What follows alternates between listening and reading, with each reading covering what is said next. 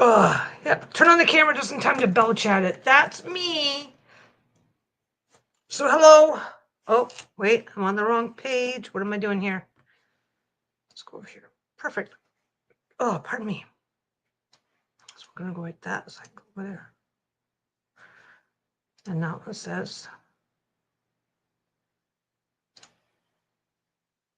Oh, it should be right. I don't know. Basically, if I don't set it right, if I don't have the right tab in the right order, then I get a message saying that my microphone is off, even when it's not. Anyway, hello. I am working on Ugly Quilt today.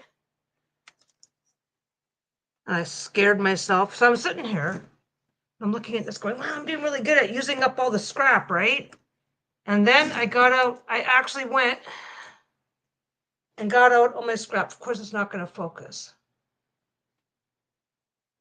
Come on, you can do it. Hey, Jenny, how you doing? What? What? My camera's fucked up. God, I hate this camera some days. There it is. That's my scrap pile.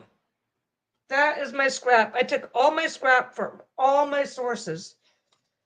So I've got quite the chore ahead of me. I was just looking for some bigger pieces. Bigger pieces to be the backing. Yellow will be nice.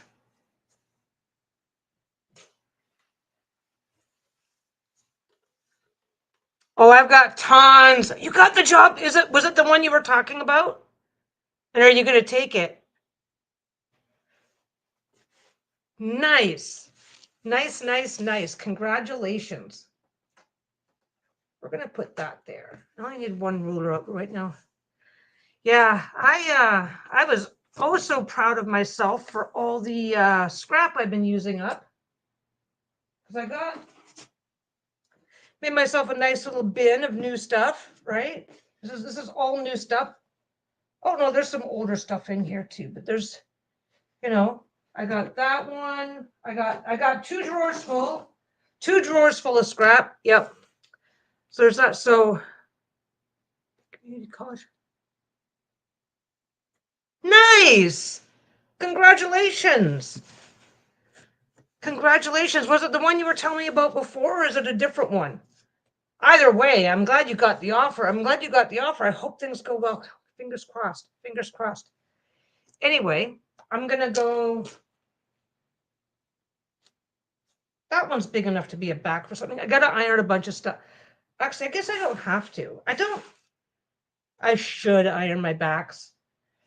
I've already got the iron on. I'm just going to take a minute. I'll be over here yelling from the background. You guys know how that works.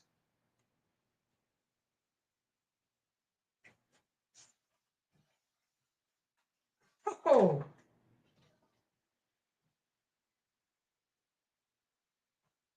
I have my iron plugged in, but not turned on. So I'm going to give it a minute. Yeah, future Peggy will appreciate the ironed backs. I know, but this is lazy. So I just threw together a couple. This is over the last couple days. I was exhausted yesterday. I had super bad insomnia, which is fine. I've talked about that before. It just happened. And then I've got this one. I still have to trim it.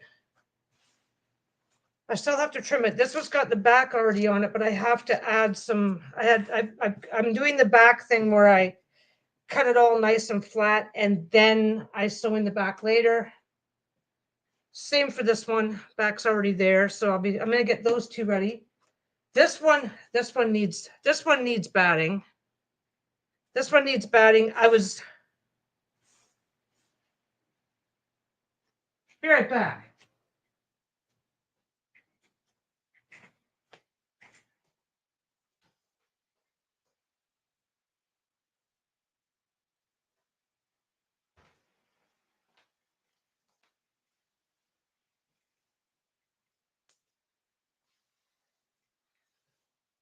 I was sewing one of these, right?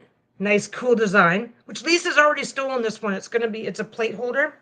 I was sewing one of these, but when I did this one, I screwed up the order. So I screwed up the order. So instead of fixing it, I just slapped it all together. And now that's going to be a block. That's going to be a nice long block.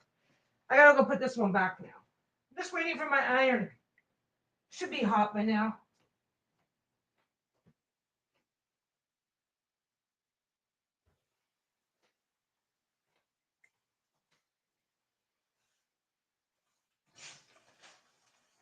My iron's hot.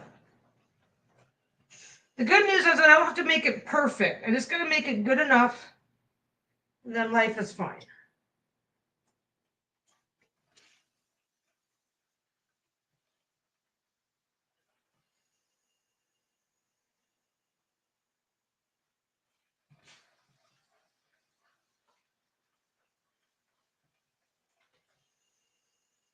Ooh. This will be this. I don't even have the camera. Oh no, I do have the camera set up right. Or do I? Where's everything set up? There we go. This will be a good backing for this messy one. Oh my god, my camera is going to be doing that today. Funny thing is, they don't do it consistently. Cameras just hate me. The one camera.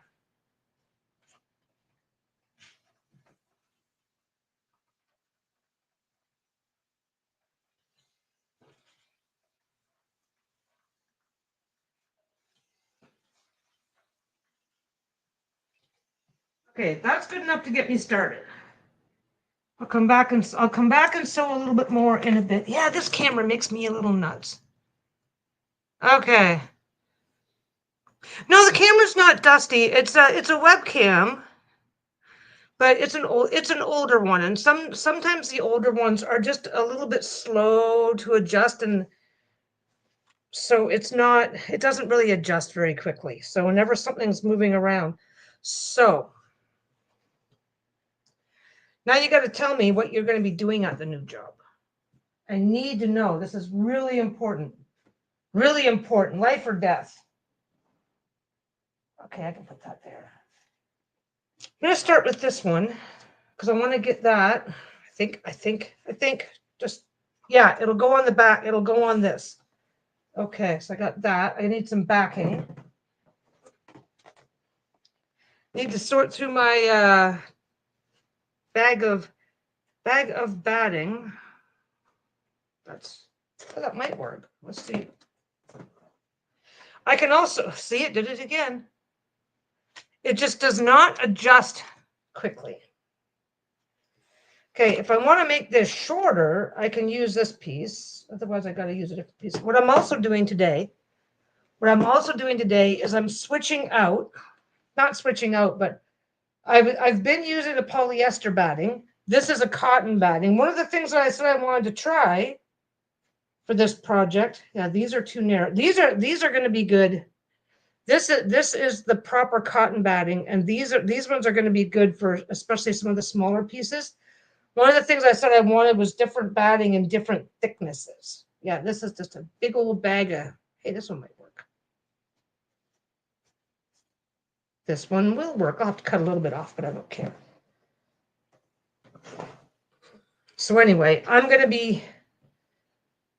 be working with all of my batting, because don't forget, the idea is I found this. These are 10-inch squares. I had extra from a previous project. I stumbled across these. So that's what I'm mostly going to try to be using today. Anyway, I don't mind if I have to. This is actually pretty big. How big is that? 14. That's fine. That's fine. I don't mind if I have to cut some of this off. I really don't, because this was a screw up from a different project. So. Oh, okay. So basically an upgraded version of what you're already doing. That's going to work out really well. Why did I get a beep? I shouldn't be getting any beeps. My phone beeped at me. I'm too nosy. I'm going to go check. I'm going to go check my phone.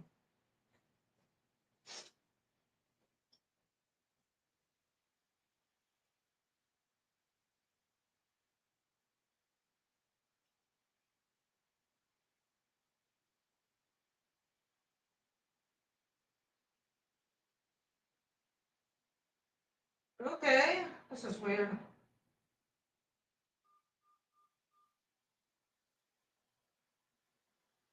You have one new wireless voice message. I have a message. Well, I have a saved message. A Chinese scammer. Message read. There. Turn my phone off.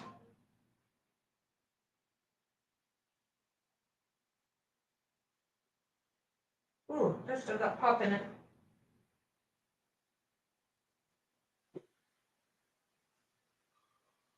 Okay, I'm back. I'm having that day. I'm having that kind of a day. I blame Bruno. Yeah, no, yeah, more impact with the students. I know you're gonna love that. Well, congratulations. I know that's something I know that you've been wanting to get more into that direction. So oh, come on. There it is. Gotta find a ruler that's gonna fit. And that's about right. This one's done, but I never squared it off. You can't, yeah, you can tell if you look along the top here.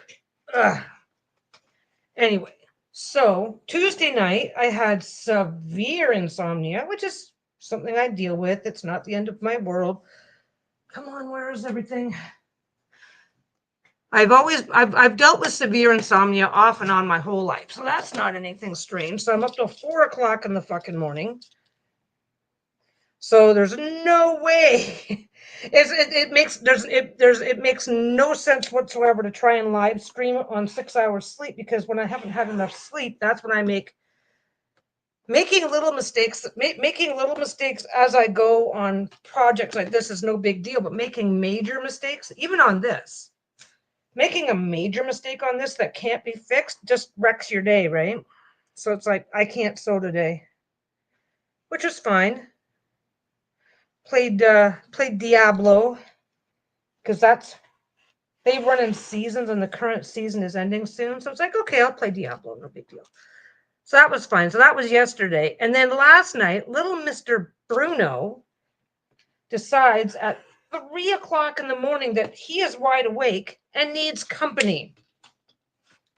Oh yeah, I'm sure tomorrow's gonna go well for you. I hope it's everything you want it to be. So Mr. Bruno decides at about 3 o'clock in the morning last night to jolt wide awake and need all the attention in the world. What's going on? This should be more lined up. There we go. He decides to jolt wide awake and he needs all of the attention in the world. So I finally got him back to sleep by dragging him into bed with me, which he can't jump up onto the bed by himself. So I have to help. And the unfortunate problem of him being he's a little guy and his legs are all wobbly nowadays. So once he's in the bed, I can still sleep. I managed to get to sleep.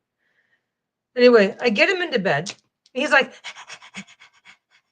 just happy as can be for like an hour. Turns out I was chatting. Obviously I chat with Lisa every morning. Turns out he did the same thing to her earlier. So this was not, so that's done. That's done. Pick that up carefully. I know it doesn't seem careful, but practice, right? So then he decides he needs all of the attention. Is this gonna, oh, this will just work. I don't know why I'm worried about wastage yeah. Did I show you the table? Like, my God, I cannot believe I gotta put this over here somewhere. So yeah, from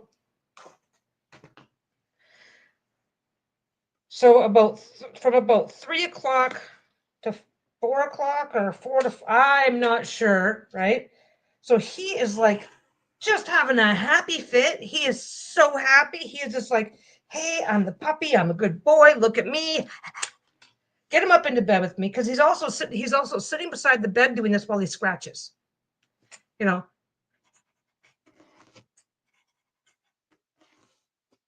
and he's patient. He is the most patient. You know, okay, if you ignore a dog, it'll eventually just walk away, right? Not Bruno. He's like, it's not like I have to get up for work in the morning. I can sit here and do this all. I'm gonna sew this down. This one is this batting has to be sewn down. There's no way around it. You have to. Well, we actually figured out that we actually chatted about it a bit, and I have a theory. I have a theory that he's actually feeling minor earthquakes because we don't get a lot of that. We have minor tremors on the regular around here. We really do. It's a very normal West Coast thing. And every now and again we'll get we get tremors like all the time, and it's a very West Coast thing. We get tremors all the time that nobody really notices or feels, right? Which is completely fine. But we kind of wonder is if there's a slightly more intense one, and we're up on the third story. So if there's something rattling on the ground level, it's kind of amplified up here. So during the day and stuff, if a truck goes by that's really loud, or like a big dump truck or something that's like, and every now and again, he mostly ignores it. Oh, pardon me, I think I got a mouthful of dust. He mostly ignores it. And in the daytime, there's so much other ambient noise that he doesn't know, right? But at 3 o'clock in the morning, if we have a little bit of a jolt, he's got nothing to do but notice it. But he wasn't upset. He wasn't upset, angry, or he wasn't having puppy emotions. I think what he was having was, you ever get jolted awake? When you're jolted awake for any reason, you're suddenly wide awake. And I think that's what happened. I think there was just enough of a disturbance of some kind. It was a disturbance of some kind that we didn't feel, but he did. And it's like, well, when we get little whatever, if we're sitting up on the bed, we don't notice it. But if he's laying on the floor, he does. Every now and again, the dogs will feel a rumble and they're like, what? So I think what happens is because this is not the first time he's done this to us, the little turd, but now, when I was doing this before, I was being a lot more careful to make sure I stayed in the ditch. But right now, I don't need to agonize about that. Anyway, so we are thinking that we had a little rumbler come through, which is not worth worrying about, but that he noticed it, and because it was the middle of the night, there was nothing to distract him from it, and he jolted wide awake and wanted some company because he was not acting upset. He wasn't acting upset. He was like I pulled him in bed and he's like, hey, okay, great. This is awesome. Now pet me.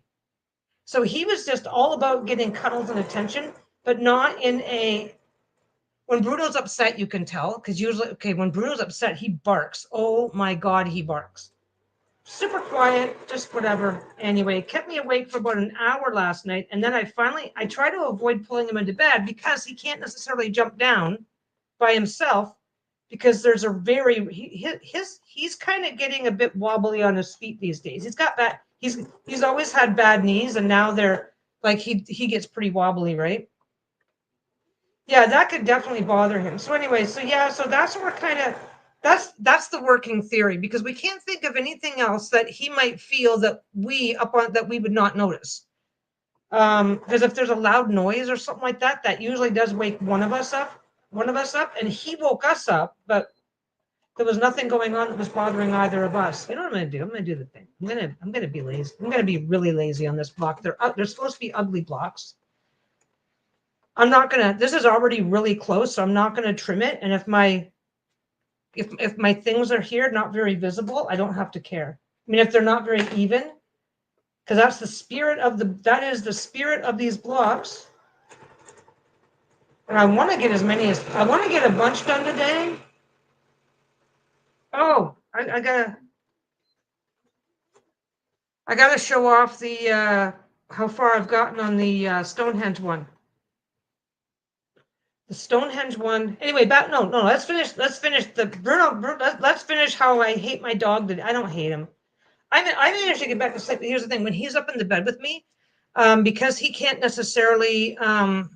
Bruno's pretty wobbly these days. He gets muscle spasms.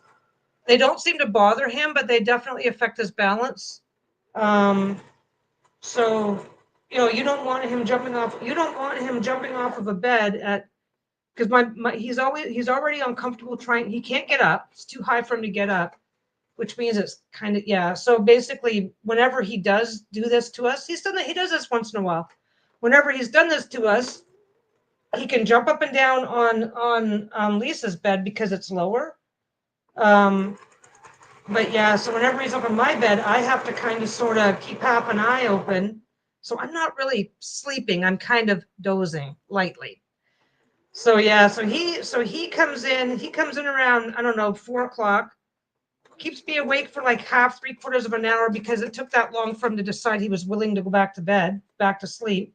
Then I had to kind of and he was so happy to be in bed sleeping with me. That made his night. It made his night, but he was so excited to be. Oh my God, we're in bed. We're going to sleep together. We're going to cuddle. This is going to be awesome. He actually got even more awake. So then he finally settles down and goes to sleep. And then I have to like keep one eye open for a couple of hours until he's ready to think. I wish he'd have just stayed because then I could have got the rest of my night. But yeah, so he was basically once he was ready to get out of bed, he starts moving around. That wakes me up. So then I get him up. I get him out of bed. And then he's fine and goes wandering off, and the night continues. But yeah, it's like a little shit. I had insomnia the night before, and then this. Okay,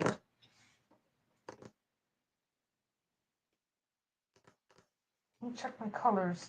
I have black. I don't think it's going to matter if I do black. I don't think it's going to matter if this has a black seam all the way around it. I definitely do not want to be changing colors constantly. Because I want these to be relatively quick. So energy today is pretty good. Energy today is not bad. Basically, I got lucky, if you put that in quotation marks, because I was so dopey this morning that when the alarm went off, instead of hitting snooze, I turned it off. So I got to sleep in.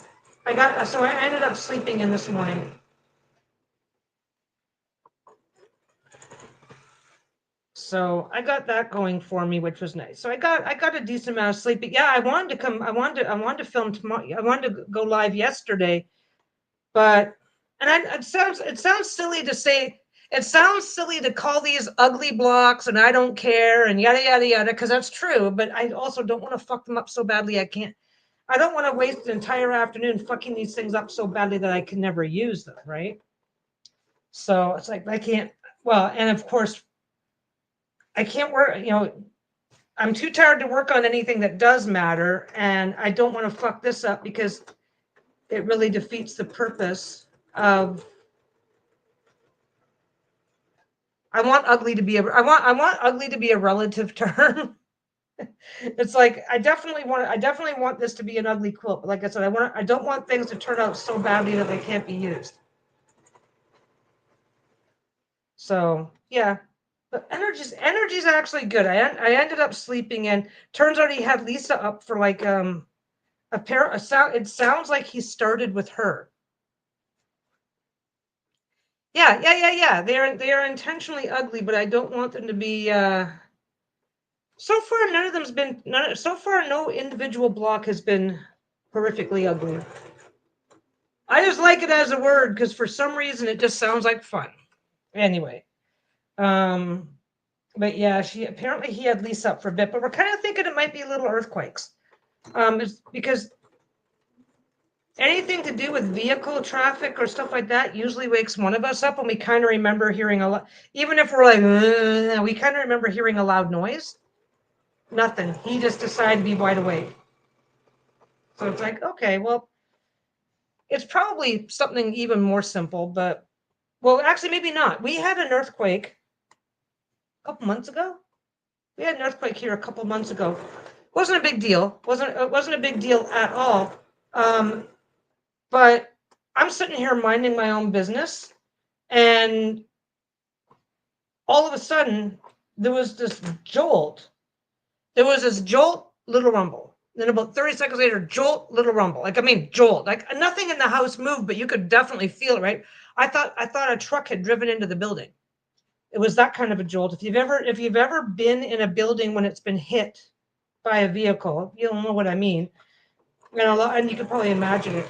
But yeah, so that's what I thought it was. I'm like, oh my God, I think something hit the building. And then it's like, oh, it was an earthquake. And I said to Lisa, oh, did you feel that earthquake really jolted us here? And she goes, we didn't feel a thing. She only works 7 minutes from here. She's only a 7-minute drive from here. So what we kind of think is that it's a wooden building, which is fine. It's only 3 stories. But we're kind of thinking we're kind of thinking about that the configuration of this building, something about it amplifies that since it amplifies. It doesn't amplify, like, it amplifies our ability to feel the rumbles. And I checked the news and found out where the earthquake had come from. Nowhere near here. It was just exactly right, but like almost nobody in this area was reporting that they felt it. I was like, oh, nobody really felt it, but I most distinctly felt it because, of course, with that kind of a jolt, you're going out because, of course, once that happened, the dogs got all excited and they didn't get scared. They just went, hey, that was weird. Oh, by the way, since we're awake, let's go outside. And of course, I'm like, hey, that was really weird. I want to go outside. So we were all happy to go outside and check it out. Nothing there. There we go. La la la. Come on, you crappy camera.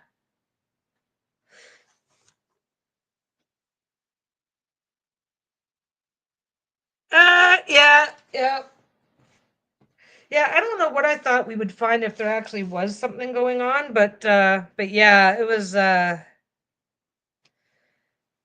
worked at a storage facility, and somebody ran into the gate because they were an idiot. They were coming in too fast. One down. Okay, that one. Ugh. Yeah, one. I don't know what the hell I'm gonna do with all. I'm gonna have to do some scrap packs. I got that all sorted out. I got that all. Oh, my nose is so itchy too. Okay, so this one's already got the back on it. Of course, it looks like crap. The inset, yeah, there we go. That's more like what it looks like. So this one here, and I'm using this ruler because it's kind of sort of almost matching with the fabric, but I'm not concerned about getting perfectly straight lines. Okay, that can go about there.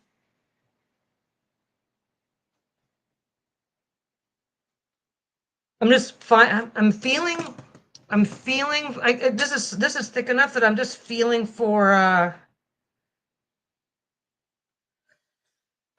I don't think overwhelming is the right. Well, there's a bit of overwhelm happening right now, but the bigger issue right now is that I've just got too much. Oh, this is gonna be a 9-inch block when it's done. Let's make sure that one's lining up too. Well, I guess I don't care if it lines up perfectly. It's just I have way more than I thought I did, so it's like, surprise, you're nowhere near. I'm like, oh, this isn't because I had a stack over there, right? It's like, oh, this is cool. I'm doing a really good job of working through that pile. And then it's like, let's make sure let's see if I got anything else lying around. Oh shit. That's what happened. Okay, go like that.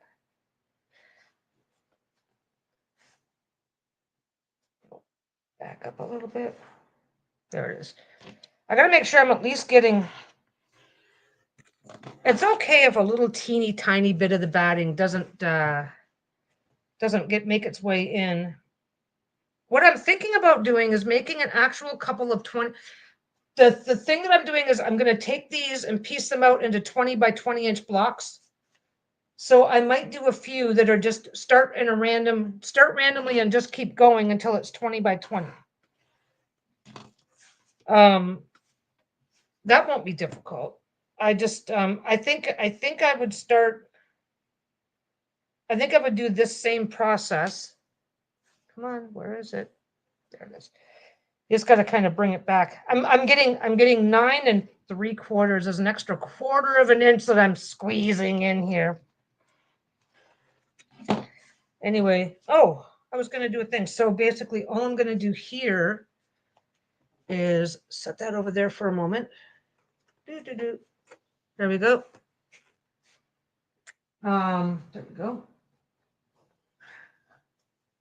No, let's save this for something else. Maybe this. They don't have to be the same on all four sides. No, that's not. Oh, there we go. There's a nice piece.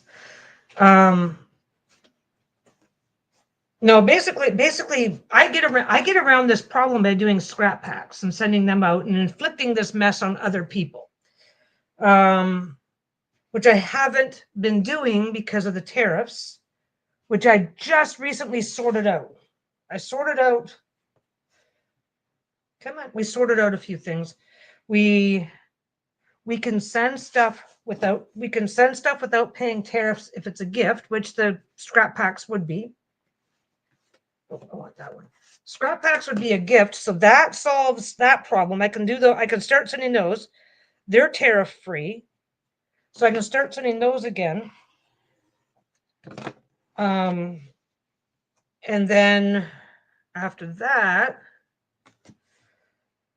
I'm gonna do 1.5. I'm gonna make this a little big.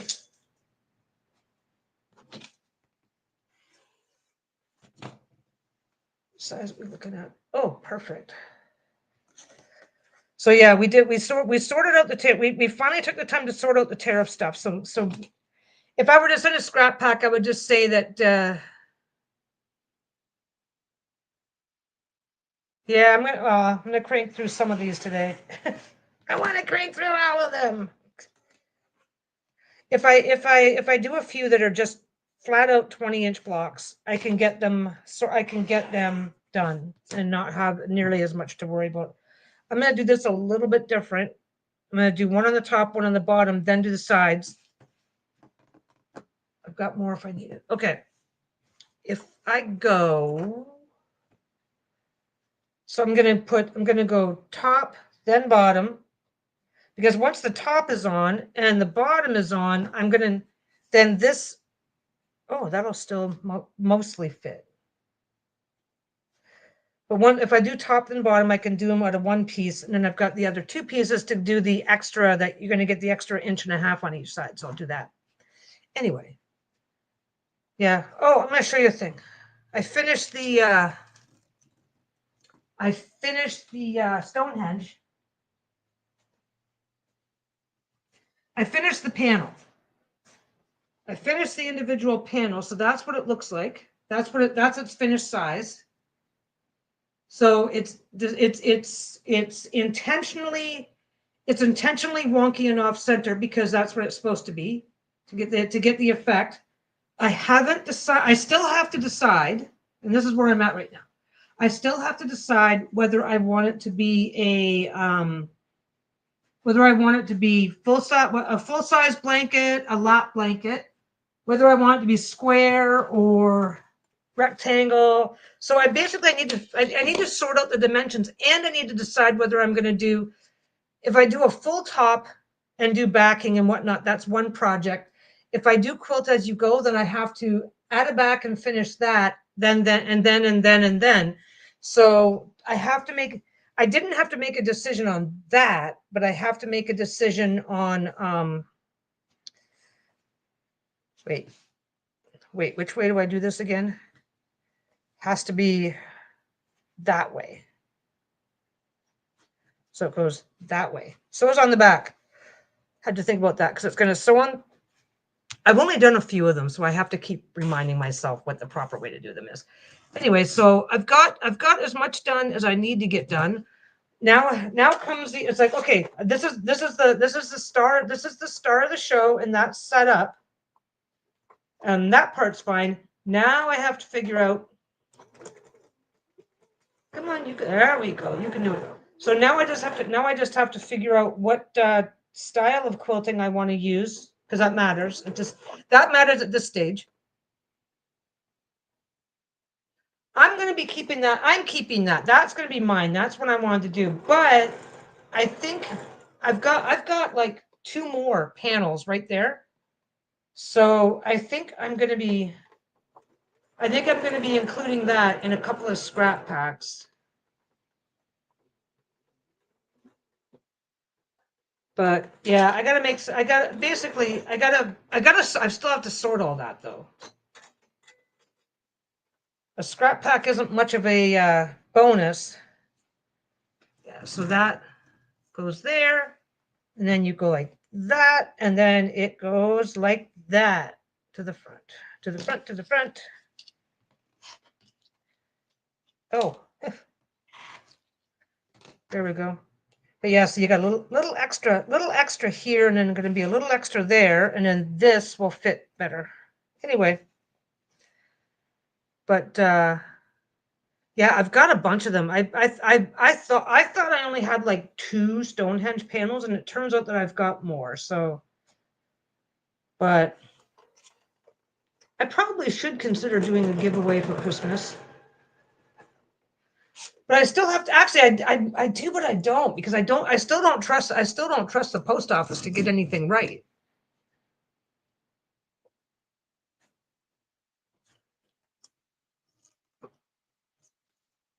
But and I might.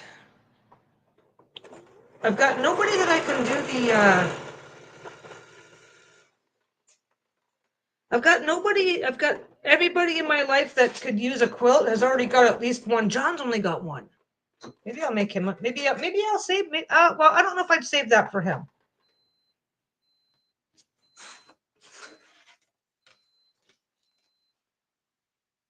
It's gonna require somewhat of a care plan when it comes to the. I'm gonna iron this open though.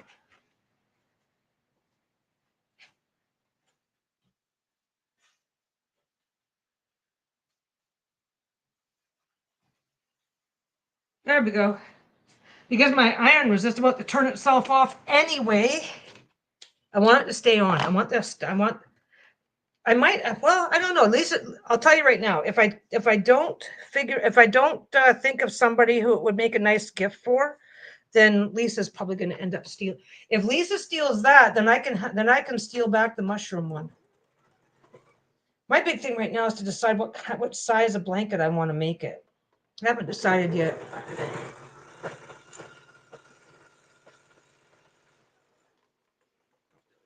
Okay. That's what I should be doing though is getting the yeah. That's something I never thought about actually is the fidgeting potential. That would make a okay, why is that like that? Well, I don't care.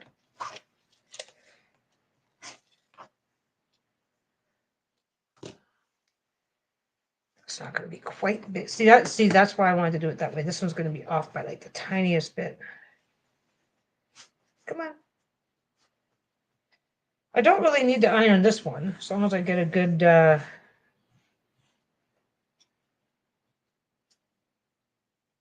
don't need to iron this one because it's not connecting here and here. Okay, come on.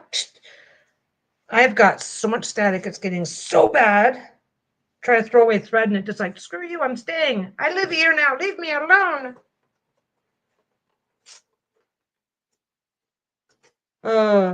Yeah, we're being total humbugs for Christmas this year. We haven't even decorated, and I don't think we're going to. Lisa's usually got everything dragged out by now, but it's like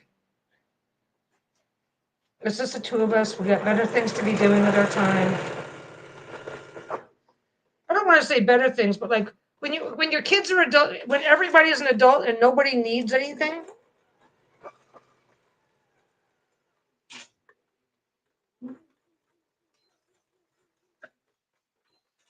It just makes it hard to. I don't want to say get in the spirit, but and nobody's. Oh my God, it's been crazy around here.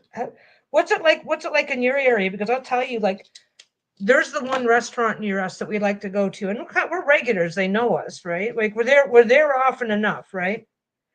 And last couple of years, around the beginning of December, um, you could still walk in and get a table, but it was, you could be taking your chances if you tried to get a table without a reservation. This year we're walking in, and by the time we're leaving, like, so we're walking in right after dinner. We usually try to go early, and this is the routine. It's like, because we try to do date night once a week. We try to do date nights. Oh, you don't go out? Aw, well, if this job comes a little bit of money, then you'll be able to afford to go out. Or is it just you don't go out? I always assume it's money. I don't know why. I grew up poor. I guess that's maybe why. I it's like, oh, if you're not going out, you must not have the money. There's tons of people who don't go out, have tons of money, and won't go out. So, but yeah, we try to do a date night once a week, and there's the one restaurant we go to on a regular basis. So our routine is we usually go straight from work. Lisa picks me up. Lisa doesn't even come home first. She just picks me up, and we go straight there, because that way we're in and out before it really. Yeah, Lisa, I'll tell you right now, Lisa's introverted. If Lisa likes to go to a nice restaurant. Well, nice is relative because we think Denny's is nice too, right? Um, but Lisa likes to get out and blah blah, but she would not do that if she would not go on her. She's too introverted just to do it to do it. She calls me her emotional support human. I don't think she'd be the kind to want to go out if I wasn't outgoing enough to take up the slack, you know? Maybe slack is the wrong word, because there's absolutely nothing wrong with being an introvert. But anyway, okay. So there's the one restaurant we go to, and here's the routine. And this has been the routine right all the time. Oh, yeah. Honestly, I think if I even though I'm an outgoing person, I think if I was single, I wouldn't be bothering. Maybe way too much takeout, but we already do too much of that too. But yeah, so we go to the restaurant, right? And we usually go straight from work. So we're usually rolling in right really close to 5 o'clock, which around here is considered early, right? Restaurants around here don't start filling up till about 6, right? And so by the time we're leaving, we come in, we get our table, we eat, blah blah. By the time we leave, there's just starting to be a lineup to get in. Um, and the last few weeks, we have gone in, and we're leaving. As a matter of fact, the other night we just took longer because you're allowed, right? We took longer, didn't leave till almost 7 o'clock. Totally dead, completely dead. At this time of year, it can be like a 45-minute wait to get a table in this place. And it's just the white spot. It's what would it be comparable to?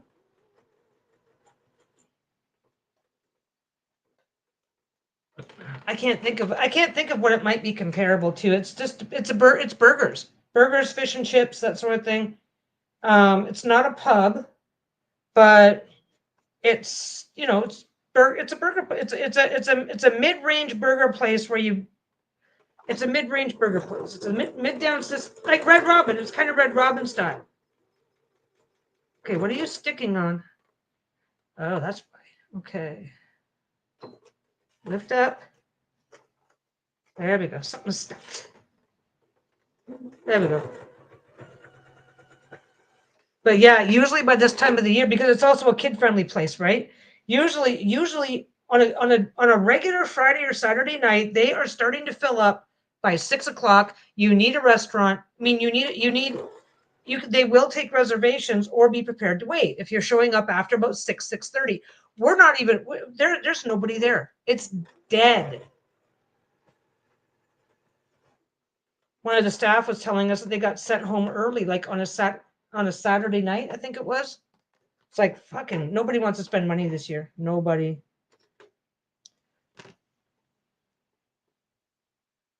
Yeah, we did that. We've done that a couple of times, but no, if people are showing, mom and dad, two kids are showing up because it's a mid-range burger place, so they're taking their kids for nice burgers and chicken nuggets and stuff.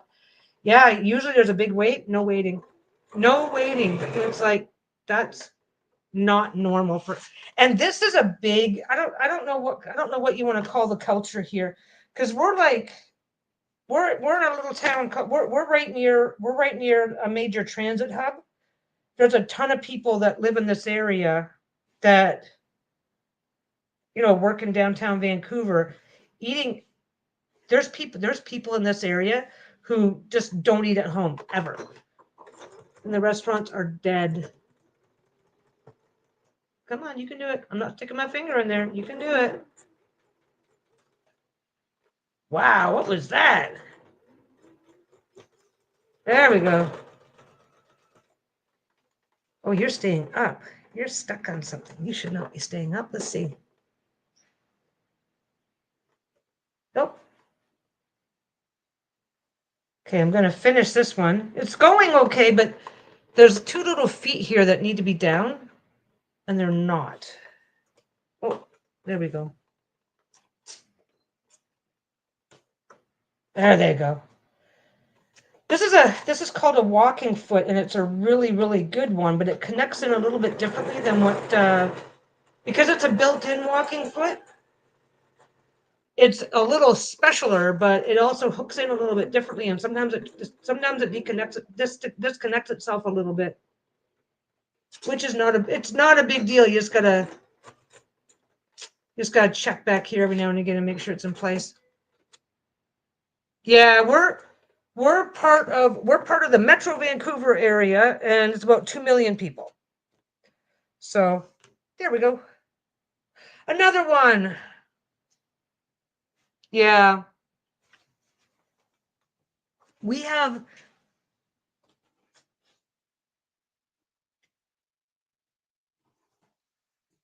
so much competition here that eating out can be a little, yeah, it's busy. It's way bigger than my hometown where I came from was 30,000 people. So I gotta blow my nose right quick. Right back.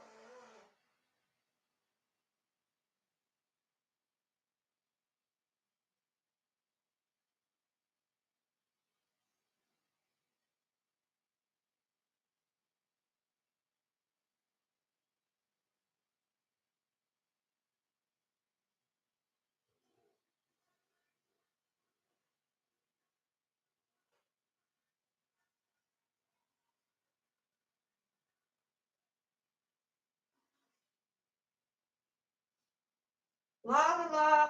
Let me just take all the time in the world.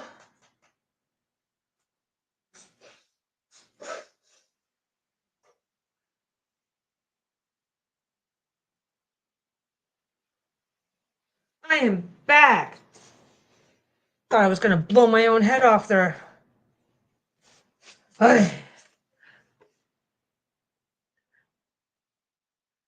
Oh, 400, yeah. I don't. I would love to try living. I would love to at least experience that as a. Okay, I think I want this to be darker. I took the. I took some of the leftover mushroom fabric, and I'm going to make it a block. So that'll. This is the same thing. Oh, this is the same thing. Where it's well that is like way out of whack. That's okay. I threw a quick stitch all the way around because there's a lot to come flopping back up.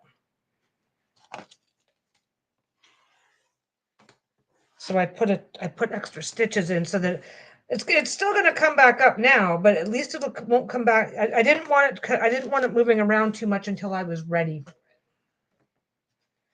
And I wasn't really sure. how soon I was going to get to it. There we go.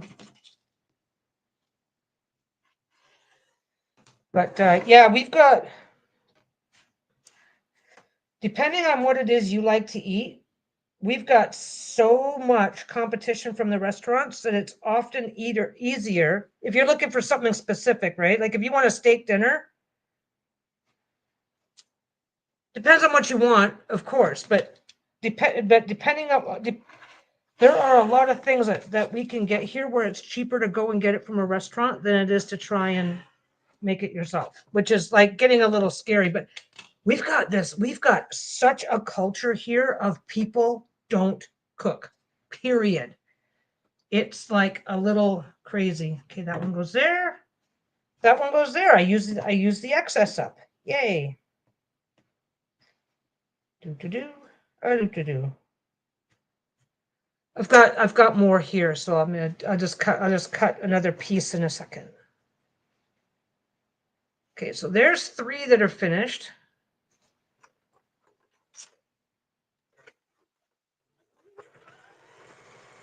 Like if you want pad thai, like we've got, oh my God, all the restaurants. You name a cuisine, and we've got a dozen restaurants in this area that are selling it.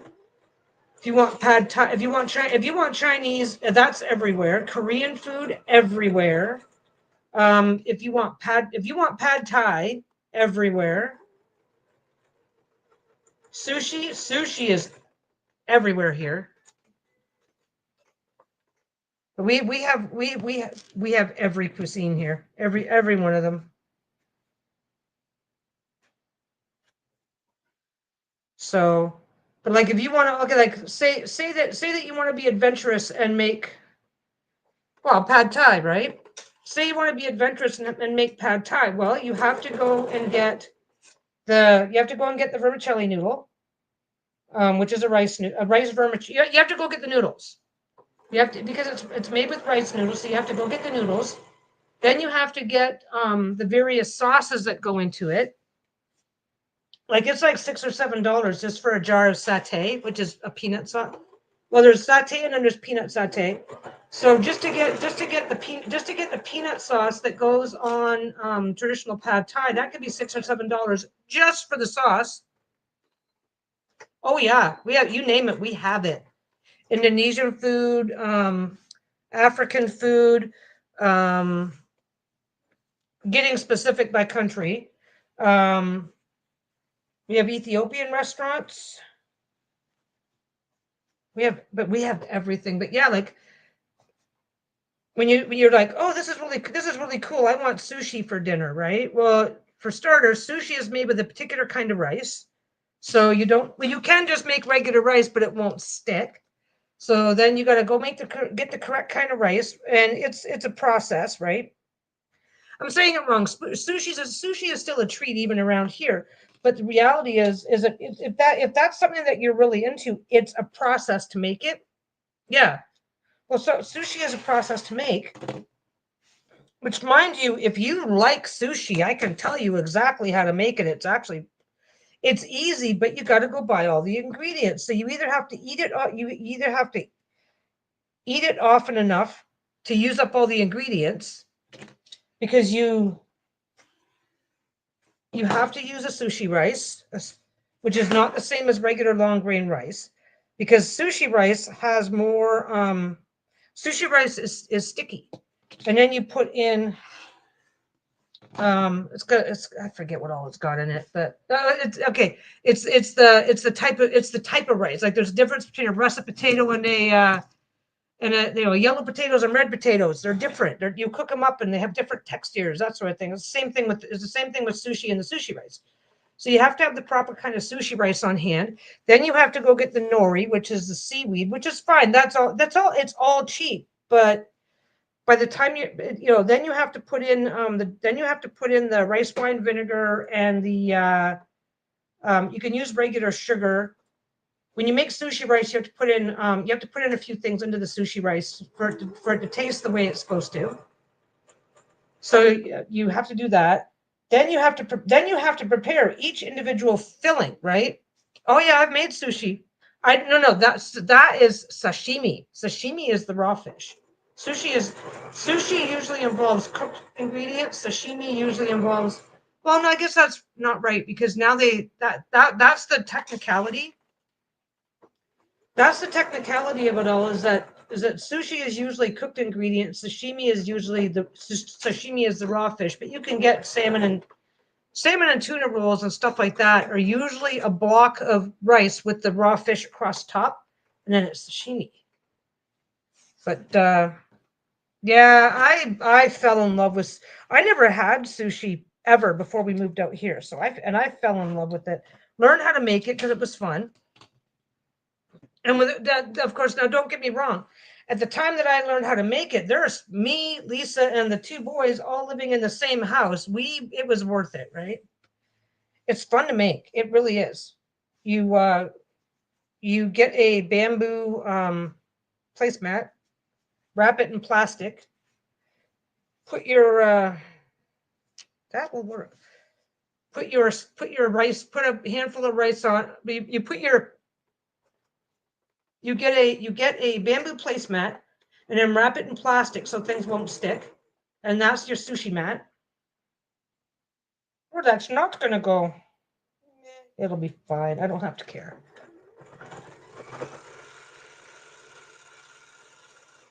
I can always just add a tiny bit too. I'm gonna add a tiny bit.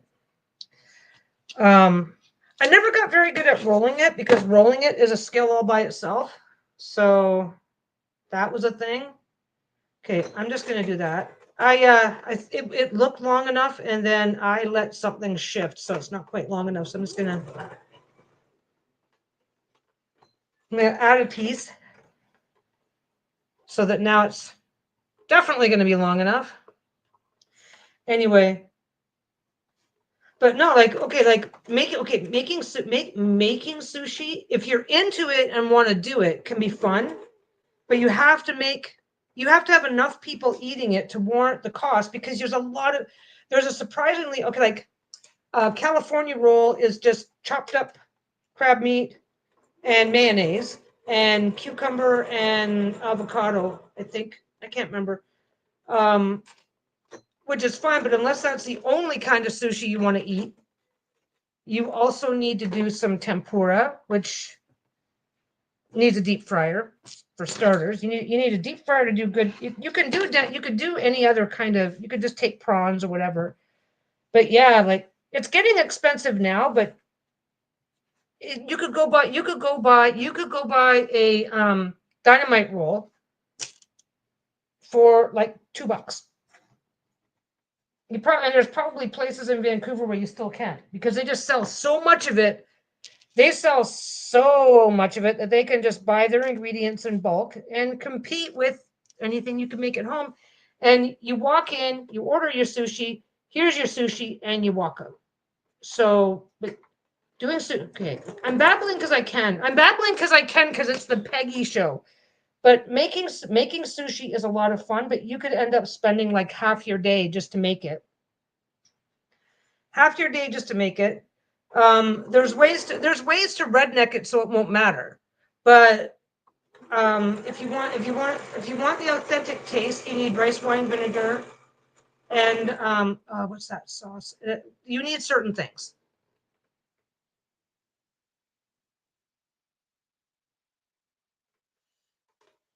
Yeah, they do that here too. Turns out, did you know that it's culturally acceptable to eat sushi? I didn't know this until a couple of years ago, and I've been out here for 20 years. Turns out that it's culturally acceptable to eat sushi in two bites and to pick it up with your fingers. It's like what? So if I had known that, I'd be eating even more sushi. But the tradition is to eat it all in one bite, but that's like considered old school now. It's not really considered a big deal. I figure it's just a plus. I figure it's a win-win for somebody like me to come up to some place like this and be able to use chopsticks. So, which isn't much of a big deal. No, you're meant to have one bite. That's the tradition. The tradition is for you to eat it in one bite, but the reality is that if the piece is too big and that's not possible, then it's perfectly acceptable to either break it up into two pieces or to use or to pick it up with your fingers. Yeah, I did not know, but it's like I forget where I found it's just trivia, right? And honestly, it's probably I mean I don't know whenever I pick up a piece of trivia, the reason why I call it trivia is because I can never say where it came from, right? That's why if it's like, well, I might be wrong, but means that I picked this up as a trivia reference and I cannot guarantee. But yeah, I've literally sat in restaurants eating sushi with my fingers, biting it into two bites, and nobody. And this is a very is the word ethnic? I don't know what the word. I never know what the word is because the word changes on a regular basis. This is a very like the about 40% of the population in the no wait 40 Surrey is like 60% Indian, and the rest of the lower mainland is about 60% Asian. So if you're going into an Asian restaurant, there's a really good chance that you could be not a guarantee, but there's a better than zero chance that you're gonna be the only white people in there. So if I'm eating sushi with my hands and it's wrong, I'm gonna get stared at. And I don't get stared at. That's all I care about. Well, I don't care if I get stared at, but that's okay. It's funny, we used to go to this one place called Yan's Garden, and they were so adorable in there. Because we became, once they see you around 2 or 3 times, right? And they do, you can go in for dim sum, which is the Chinese version of brunch, and they do what's called cart service. They bring a cart, because they basically just count up they count up the plates at the end of the meal, and and then they tell you this plate costs this much, this plate costs this much, this plate, yeah, take 2 bites. So they bring around a cart, and each cart, everything on the carts is on different colored plates. Actually, I'm not 100%. It depends on where you go. Because I just realized the place that we go they keep a list at your table. Anyway, and once they got to know us at the one place, because we'd come in for brunch a few times, and these little old ladies who don't speak a word of English, they only speak exactly enough English to get the job done, and at first you're like, oh my god, what the fuck just happened? At first you're losing your mind, and they bring up the cart. Oh, you want this? You want this? They're like, you want that? You want? It's like, and this is how it's done. There's no insult to anybody because language barriers are a thing, right? And so every now and again we go, what's that? And they go, not for you. Not for you. Chicken feet, things like that. It's like, or intestines, or things that are considered delicacies in China that are definitely not delicacies here. This good for you. You want this? You want this? It's like they were so adorable. They took such good care of us. We came in my son John, he speaks. Yeah, it's called cart service, and they bring over a cart. They show you what's in the cart, and as long as you're really nice, yeah. Well, because honestly, they take one look and go, "Oh, you're white. You won't." White people don't tend to certain cultures, certain foods, right? So, and it's not, and there's nothing racist about it. It's just doing good business. It is good business because they know that if they encourage you to take things that they know, okay, no, I haven't met nobody like you ever likes this dish, right? Yeah, exactly. So they because they don't speak English, they can't explain what it is. They cannot explain what it is in any detail. So unless you happen to know the name for it and ask, is that blah? And then they can go, yes, then they'll go yes or no. So if you know the Chinese word for chicken feet and you go, oh, is that blah? And then they'll say yes or no, and then you can make your own choice. But if it's clear that you don't know what it is, they're like, but then they'll go, oh, this good, you take. And they're always right. They're always right. They know. Okay, what are we doing here? I am ready to make a new one. I can make a new block now. I've just got to now what I'm thinking of, for the sake of speed,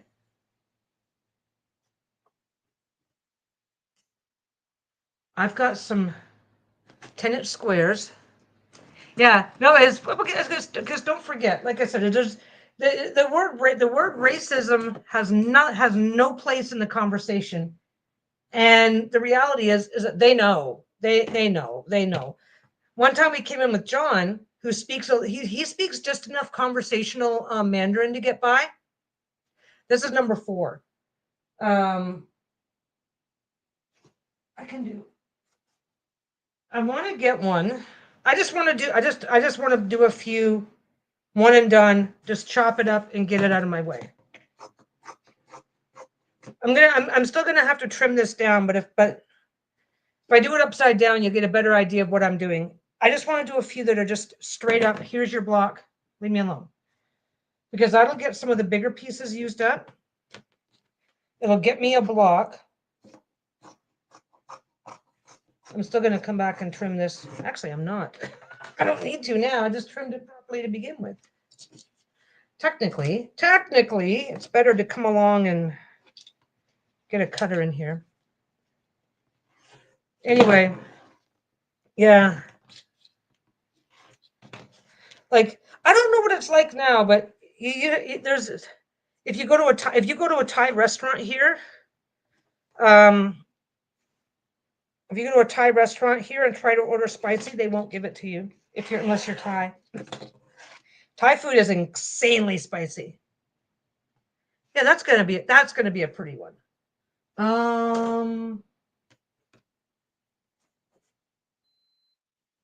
Oh, you stop.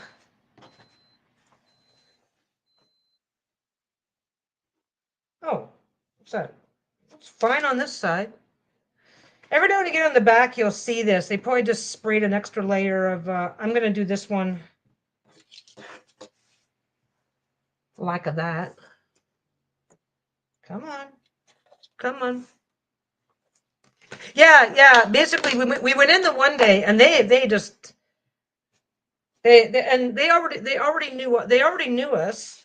We went in the one day, and there was a couple of things John wanted to try, and he goes, "Oh, I want to try this, and I want to try this." And I went, "Then you're going to have to order it, because not you're going to have to. As long as you say, 'Oh no, I want that,' they're like, 'Okay, here you go.' They don't care." Oh, I don't need to do that just yet. I need to just get the. Oh, I'm getting distracted and doing things on a turn. But yeah, so he came in the one day and he was like saying, "Oh, but I like this and I like that," because we told him, like, okay, whenever we go to dinner with John, not every single time, but if we're out to dinner with John, it's like, we haven't tried this before and we haven't tried this before, because we're going to stick with what we not stick with what we know. I don't know how to describe this, but it's hard to order something new if you can't have a conversation about what it is. So it's like, okay, we'll stick with this and we'll stick with this. And the next time we're out with John, we're going to ask about this, this, and this, which is how it went. And then you go in and you say, "Hey, John, we're thinking about this, we're thinking about that." And he's like, "Oh, is this good?" And then they just light up. They just get so excited. And like I said, these are little old ladies that have worked at this restaurant for like 100 years. Absolute sweethearts. And it's gotta be rough to work at a job. It's gotta be rough to work at a job with a language barrier. Um, there's a high Asian clientele at the restaurant, so most of the time they're fine. But then somebody that looks like me comes in and they're going, "Oh no, is this going to be a good experience?" Because I walk in expecting a good experience, and they're going to walk in and go, "Okay, are you going to be a good customer or a bad customer?" Right? Anyway, dealing with language barriers is a very common thing here, which is kind of it always catches my attention. It always catches my attention because where I come from a town that was 98%, 99% white English speaking. So um, reading about a language barrier in history class is not the same as experiencing one when you're trying to get dinner. Exactly. But yeah, it's I think the language issues. I don't know if I want to call them issues. I really don't know how to express it. But yeah, the oh, I hate when I do that.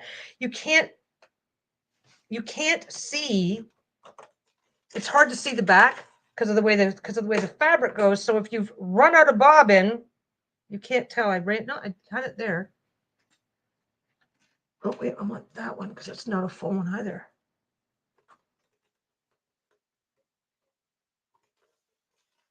But it was one of the bigger culture shocks for me to do the to to um to deal with so many languages. But it gets really easy really fast. But yeah, John John's a very friendly guy. And when he was in high school, he basically got adopted by a small tribe of Chinese girls.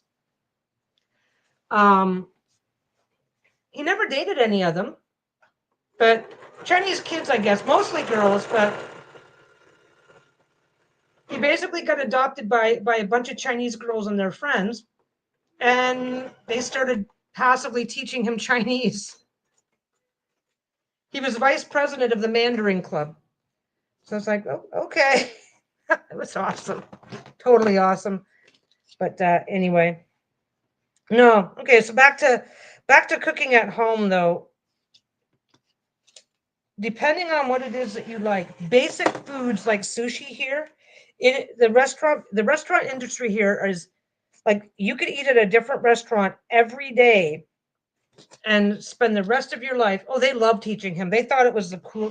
Everybody thought it was the coolest thing. He's still friends with most of them. He's still friends with most of those kids. Um, and he's 34 this year. 34 in February. Wait, 15, 7, 26. Yeah, 34. He was born in 92. Anyway, no, that was one. Okay. But yeah. Um, yeah, exactly. That was kind of the same thing. Kind of the same thing for John. It's like, so they were great friends. Like I said, I met a bunch of them. Um, but no, the restaurant industry here, there are so many restaurants here, and it is so competitive. You could eat at a different restaurant every day for all three meals, three times a day, 7 days a week. You could eat at a different restaurant every day, and you will never eat at the same restaurant twice for the rest of your life because restaurants open, restaurants open, they eventually close. So between the constant turnaround of over 2,000 restaurants regularly closing and reopening under new management, new menus, you there's always yeah. So they get insanely the prices for here. It depends on what you're getting, but it gets it would cost you about $20 to $30 a person to make a bento box here would cost you about $20 to $30 a person to make it, and half your day. So $20 to $25 to just go get one is actually cheap. Now I want sushi for dinner. Now I'm talking so much about Asian food. I want sushi for dinner now. But nah, I do love that. That's the thing. This is the pro. I don't know if you want to call it a problem or not, but this is the thing for Lisa and I. We don't drink, we don't smoke, we don't party. Um, except for Lisa collecting tarot decks, we're not really doing any. Not we don't just sit around the house doing absolutely nothing all day, but we don't we don't we don't do a lot else. So eating out and enjoying restaurants is kind of it's our thing, but we know people who spend more at the club every night, $15 drinks at the club.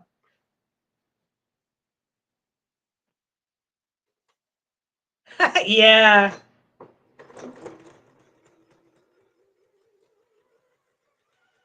And here, me and my friends went fishing.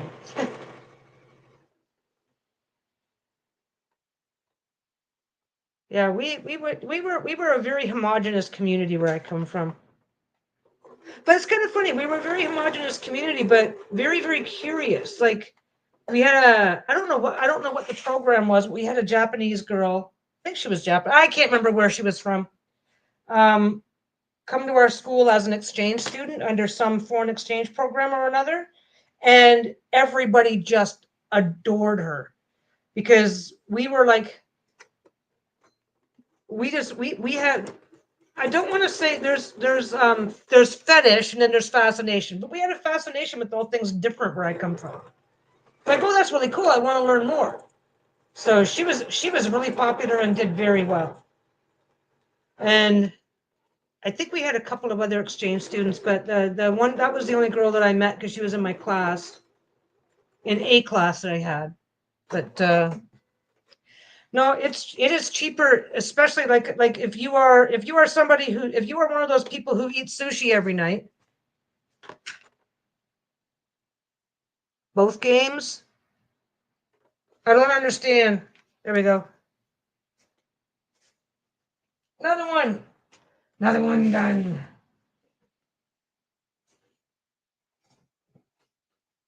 Okay, what's next? Well, we can do this guy. This one's a pretty one. This one is a pretty. I'm going to do this. I'm going to take this one. Oh, maybe I will. Just.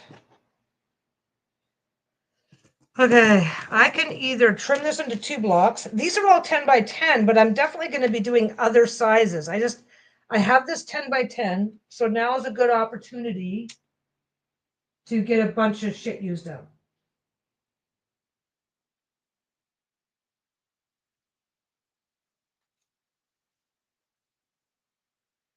Okay, if I put these two together, they'll be pretty. Ooh, if I do that, then I can even save a big chunk of the butter. I know that's the salvage, but I can save a big chunk. I'll figure that out in a minute. I'm going to sew these two together. I'm not agonizing about a perfect. I'm not agonizing about a perfect seam. So as long as I have a spot where I can lay it out flat,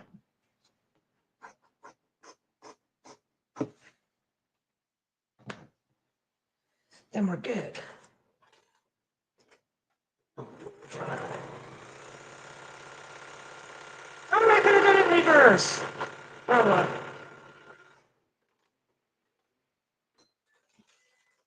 Yeah, I don't. Yeah, I don't. I lost the reference of my own comments. Yeah, we don't do that stuff. So I think I will take that one. Let's make this one up. Let's go for Uggo on this one.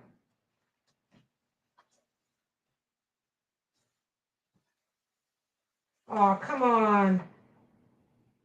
Did you really turn your... Okay.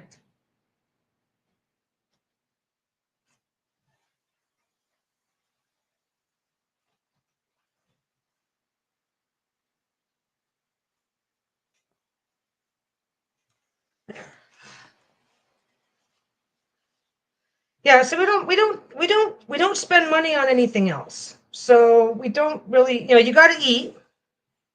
Girls got to eat. So we don't spend money on much else. You're not going to be able to see it because it's white on white, but I've got a little teeny tiny 1/4 inch there that goes off the edge past these butterflies. So I'm going to save that because once this rolls over, I'm going to have I'm going to have this that goes far enough into that it won't matter anyway.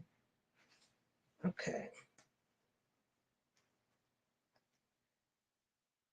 But anyway, yeah, no, I don't think I don't feel bad. I do not feel bad about how much eating out we do because we're not doing much else. It's just our thing.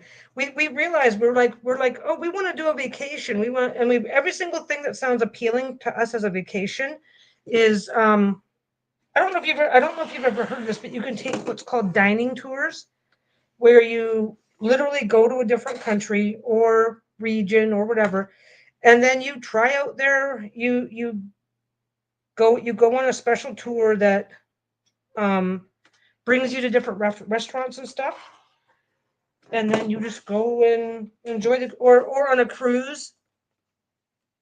Oh, I love babbling. I'm very good at it. It's my special skill. Okay, I'm gonna do this one again and get another bit of this used up. Do I have? I don't have a big enough piece to go around that. Unless I do that, I can just do that and then add a back. I gotta. You know what? I've got to. Okay, this particular batting has to have at least one layer of stitching. It has to have at least one row of stitching every 10 inches or it will fall apart eventually. So,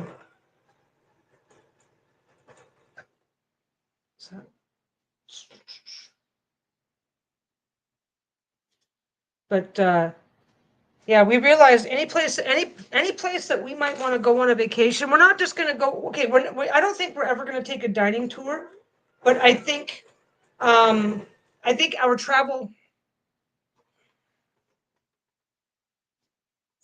I don't think you can see what I just did. It's facing the wrong direction. We're going to fix this. Do you know how we're going to fix this? Watch. Hold my fucking beer. Okay, I started a stitch down here. This is facing the wrong direction. It should be upside down. So I am just going to go right there. Make sure it's nice and straight.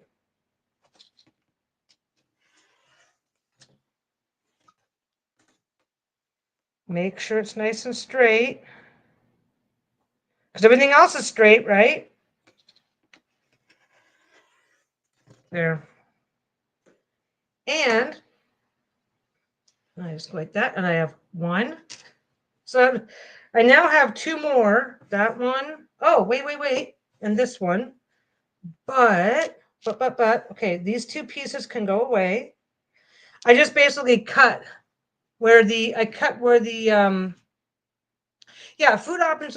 Okay, we realize that food options are more important to us than we had originally planned, which is not a problem. So this,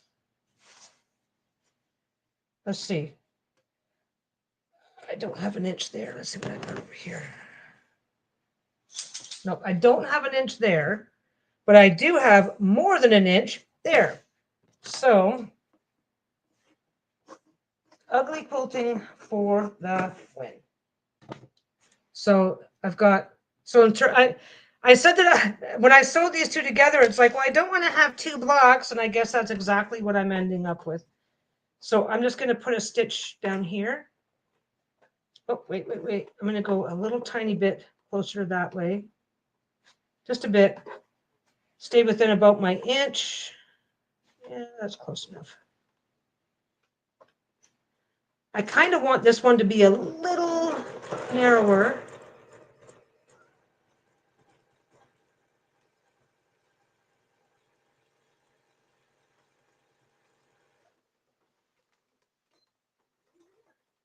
Okay, that one's done. Yeah, it worked out. It's like, well, alrighty then. Anyway, yeah, we did the realization that food choices are going to be food choices are going to play a part in what we want to do and where we want to go. We haven't really been on a major vacation like ever. Weekend getaways, stuff like that. But we've gone to some places that we've gone to some pretty cool places that are now so expensive. That's going to be narrower, but that's okay. I need this side to be narrower because I want as much of that yellow to show as possible.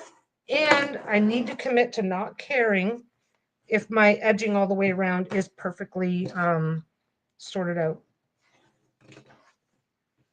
But yeah, so food is gonna matter. We've decided that food is going to matter, and we're Not going to apologize for that. There we go. Yeah, see, now I'm going to have about that much. I'm going to do this one first because it's the narrowest side.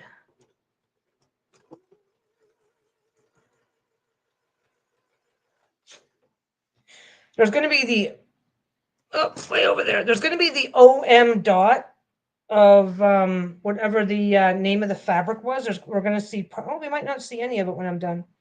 But we don't have to care about that because this is still just a small piece of a much larger, this is a fairly small piece of a much larger project, so we don't have to care. And I've still got to, I might dig through my scrap later. I've still got to have, I can just have everything be a rando block, but I would love a few of these to be like really like intensely worked blocks. You know what I mean? Designs, the whole works. Come on. I'll let it get a little close.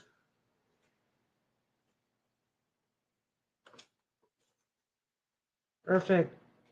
And we're losing almost all of the text. So that's going to be even better.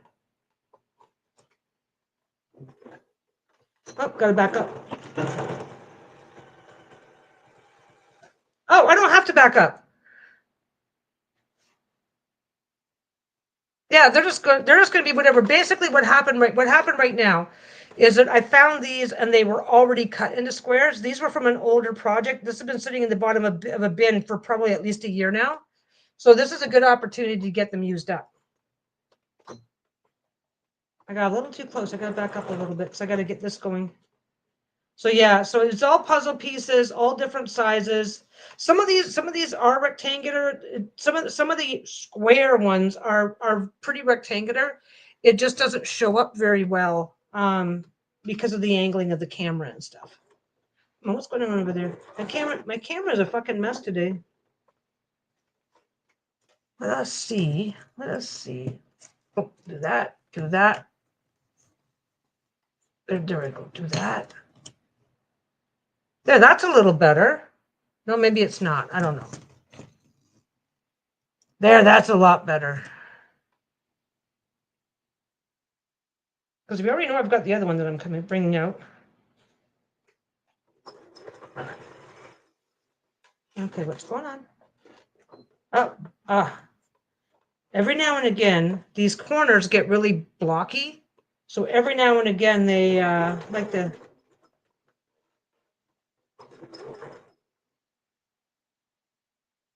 What's going on?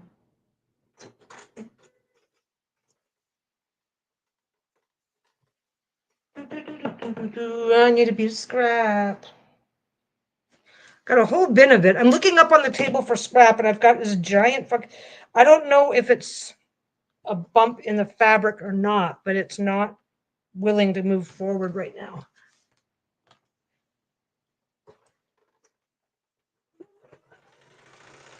Just the fabric. It's just there was a bump in here. There's a bump in here somewhere that's not playing nice, but I wanted to make sure.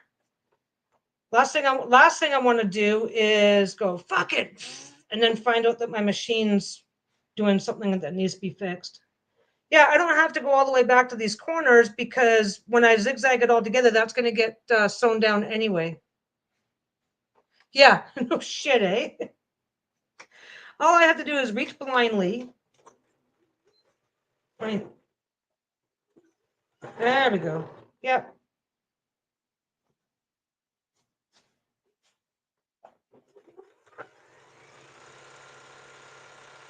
The good news is, though, is finding out that my scrap pile is about 400 times bigger than I thought it was.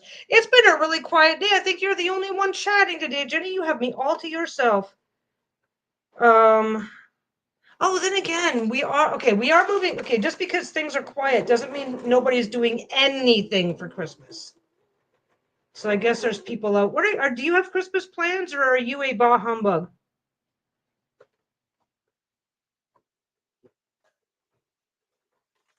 We're the kids are coming over Christmas Day for some food and hanging out. I'm not even doing a whole turkey this year. We're doing we're having turkey, but not the same way. Yeah, super quiet.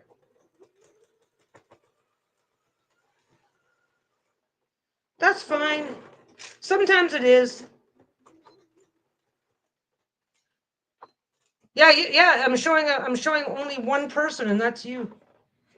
But yeah, okay. Last year, every year, even Lisa's channel dies off close to Christmas time because people have, people have lives. They have stuff to do. Anybody with kids.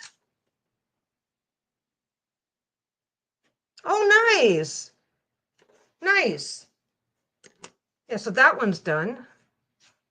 So that looks cute.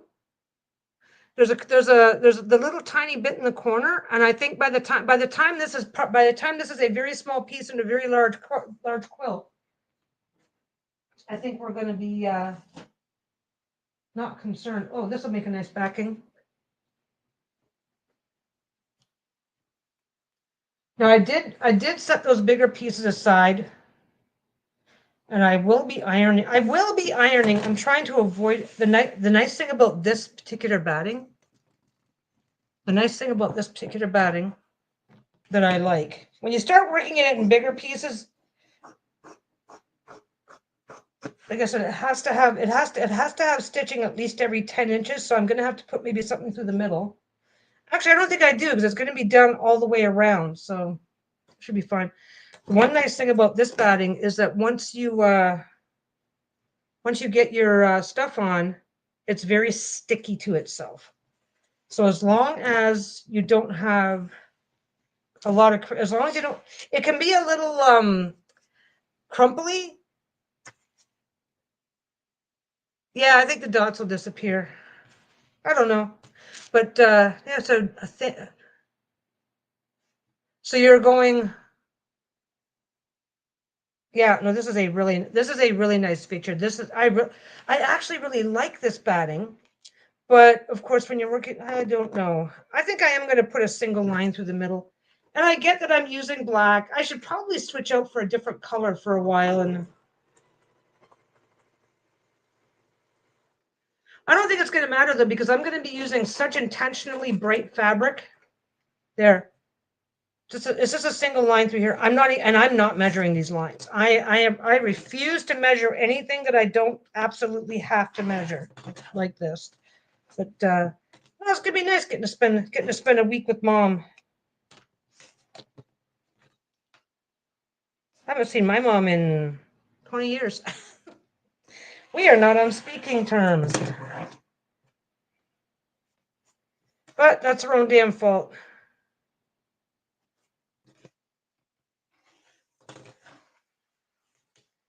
Had a falling out with my brother-in-law, and she decided that she needed to put herself right in the fucking middle of it. So it's like, okay, see you later. Not that I was surprised.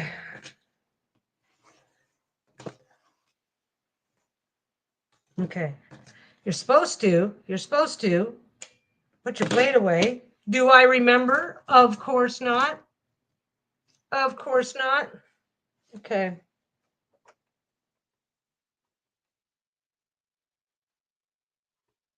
La, la, la, la, la, la, la, la.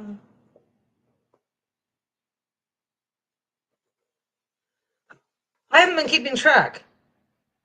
1, 2. I think this is 6. I think this makes 6, and it's only 3:30. I can't stay on for long. I can't. I have to get off. I have to get off right by. Ooh, I may have to get off of here in a half an hour or so. I need to walk the dogs. We have some erranding to do. Nothing serious. We have some erranding to do that's nothing serious, but I don't think we want to bring the dogs, in which case that means that I need to make sure that they're taken care. They've been sleeping all day. Yeah. No, I haven't spoken to any of them, and I have no plans to speak to them ever again. Yeah, I'm sorry, don't threaten to assault my child on Christmas Day. Yep, my family's rednecks, how can you tell?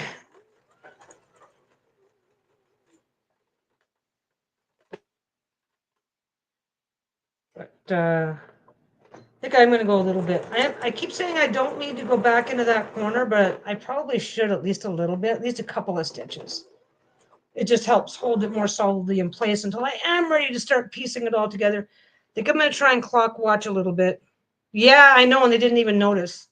Because they're fucking exhausted because Bruno was up all goddamn night. Fucking dog. Oh, two people. I wonder it's gonna pop as soon as that swearing hits, they're gonna go, oh, okay, this isn't my channel. This isn't a channel for me. God, I swear too much. Not that I care, but I do notice from time to time. No, according to Lisa, he woke her up around 2:30 or 3:30. No, I gotta start saying goodbyes. Hi, this is Peggy. Goodbye, and then I'll start saying goodbye every 30 or 40 minutes or so.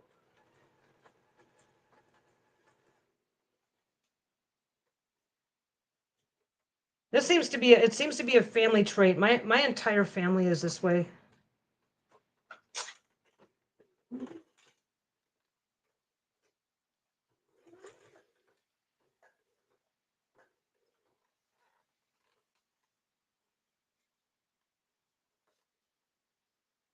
La la la la la la la la.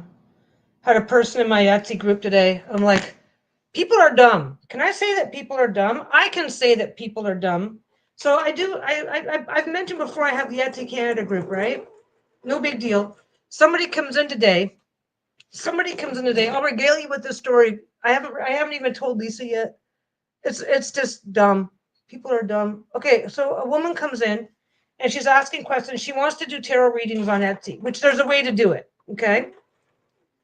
And all these people, oh, you can't do it this way, and you can't do it that way, and you can't do this, and you can't do that. And I'm looking at all the responses, and she's like, it's just technical questions and details, right? But I literally made a video like around 2 years ago explaining how to do an Etsy reading, how to do tarot, how to use Etsy for your tarot readings. I literally did a video on it. And Lisa did readings through Etsy. And so I'm kind of an expert. Nobody argued with me, not yet. I'm waiting to see if that pops up later. Sorry, I just decided I have tons of gunk in my eyes. You ever do that? You're like, la la la la la. It's like, oh my God, I got all that sleepy crap in there. Anyway, the things that people believe. One person is like, well, you can't get a star seller badge because you don't have a physical product to ship, so you won't be shipping on this star seller badge. Is this bad? All of these websites have it. It's like, oh, speedy replies, oh, good customer service, oh, lots of reviews. And people literally will shut down their shops if they're not they will literally change their entire way of doing business if they're not getting this fucking badge. So people are like, oh, well, you're never going to shut this is going to happen, that's going to happen. There we go. That one actually looks cute. I wish my lighting wasn't so fucked up today. You know, everything's like going yum yum yum. Anyway, so this chick comes in and asks about it, and all of these people who do not work with tarot at all are giving her all this advice, and I'm like, and I'm looking at the names because it's a group, it's my group, I run it, you get to know names, right? No, buyers could care less about whatever badge is at the top of your page. What they care about is, do you have reviews? Are they good ones? And do the reviews sound legitimate? Like, have you paid 35 people to buy your product for a penny so that you can come in and then leave a review, blah blah blah. Like, ooh, I'm going to sew these two together.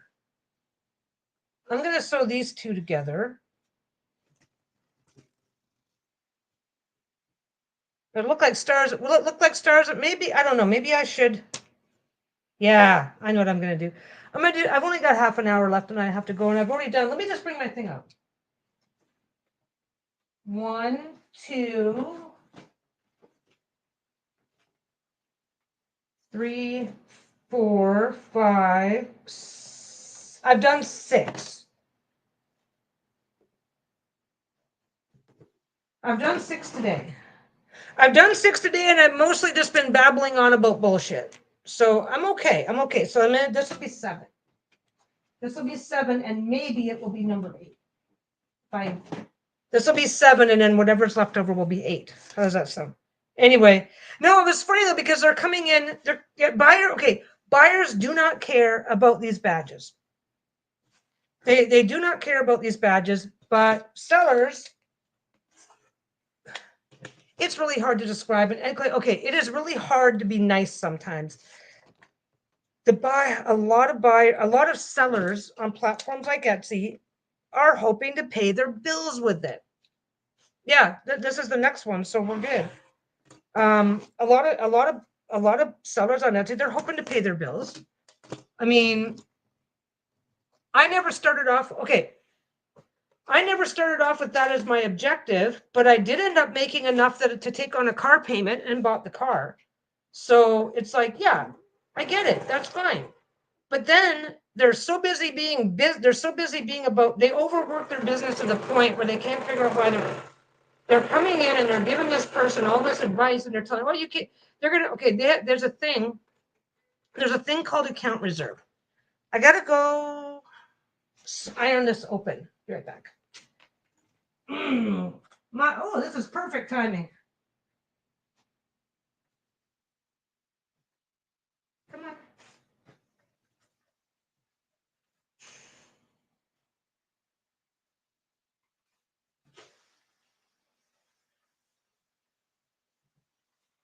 There.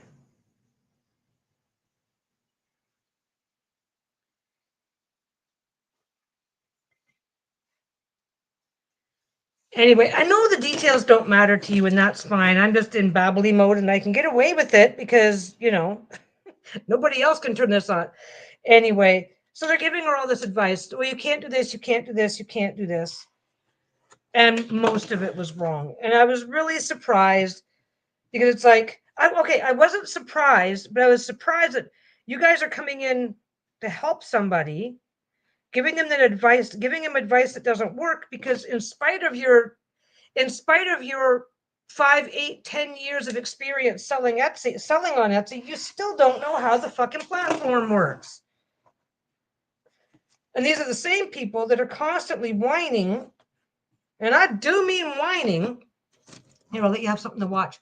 These are the same people that are, Etsy's not driving enough traffic to my shop. Drive your own. Stop being a whiner. Drive your own. Yeah, that's fine. Okay. I only need it to be 10 by 10, but I don't care. That's a little over 10 by 10, but I'm just going to do every 2 inches. Okay, I'm gonna go for every 2 inches, but I'm not gonna agonize if it's off by a little bit.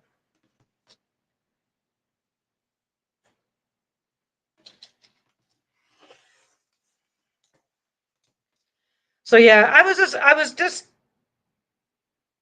I swear to God, this happens every day in the group where somebody comes in asking a question, and somebody who I know from seeing them online, because like I said, you start to recognize certain names, right? It's just the way it is. Like, I mean, I see your name pop up. It's like, oh, it's Jenny, right? Okay, so then we're just going to go like that. Oh, cool. And it doesn't even happen. So I'm just going to go like that, like that, like that, and like that. And I'm going to sew them all together. And now it looks like an intentional pattern, but I do have to bring these a little closer together.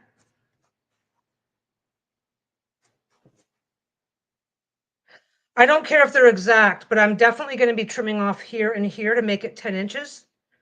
So if I start with it a little bit lined up, it'll be easier for me to keep track. Oh, there you go.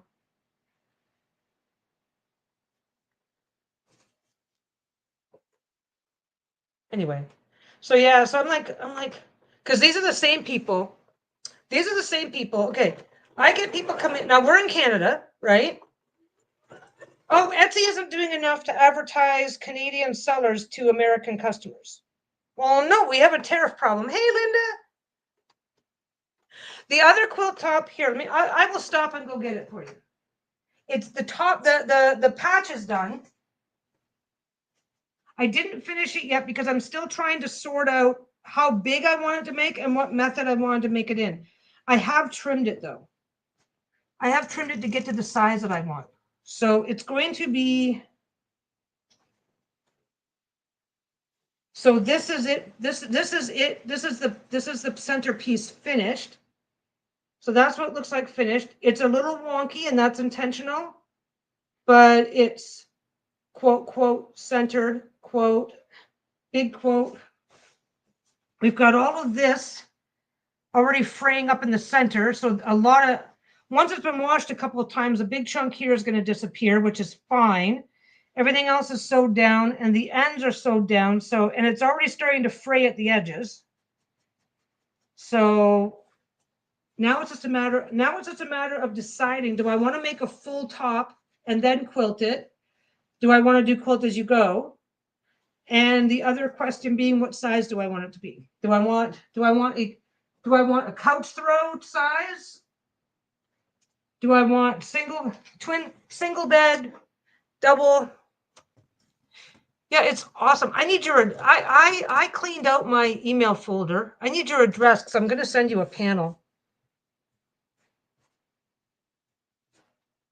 Because I've got extras. Unless you don't want shit. I think I've still got, okay, whoa. You don't even have to do that. Unless you've moved since the beginning of the year, I still have your address on my post office.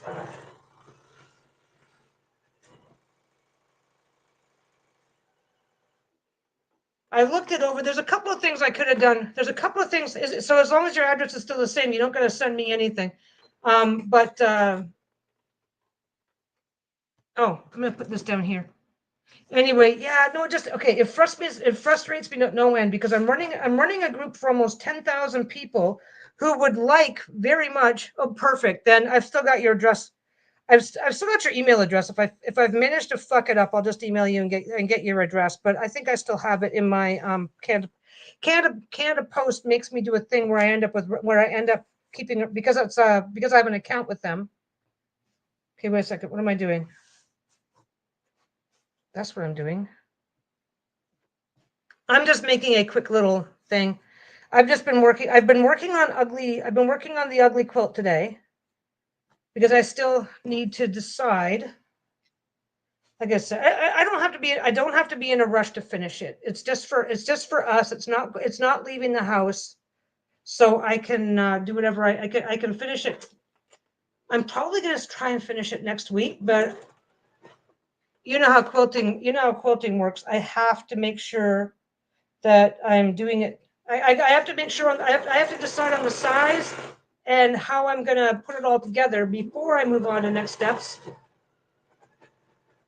But I really enjoyed just doing that, and I might do similar stuff with not like that, but I might do like I want to do one that I'm working that it looks like I'm looking out of a big window.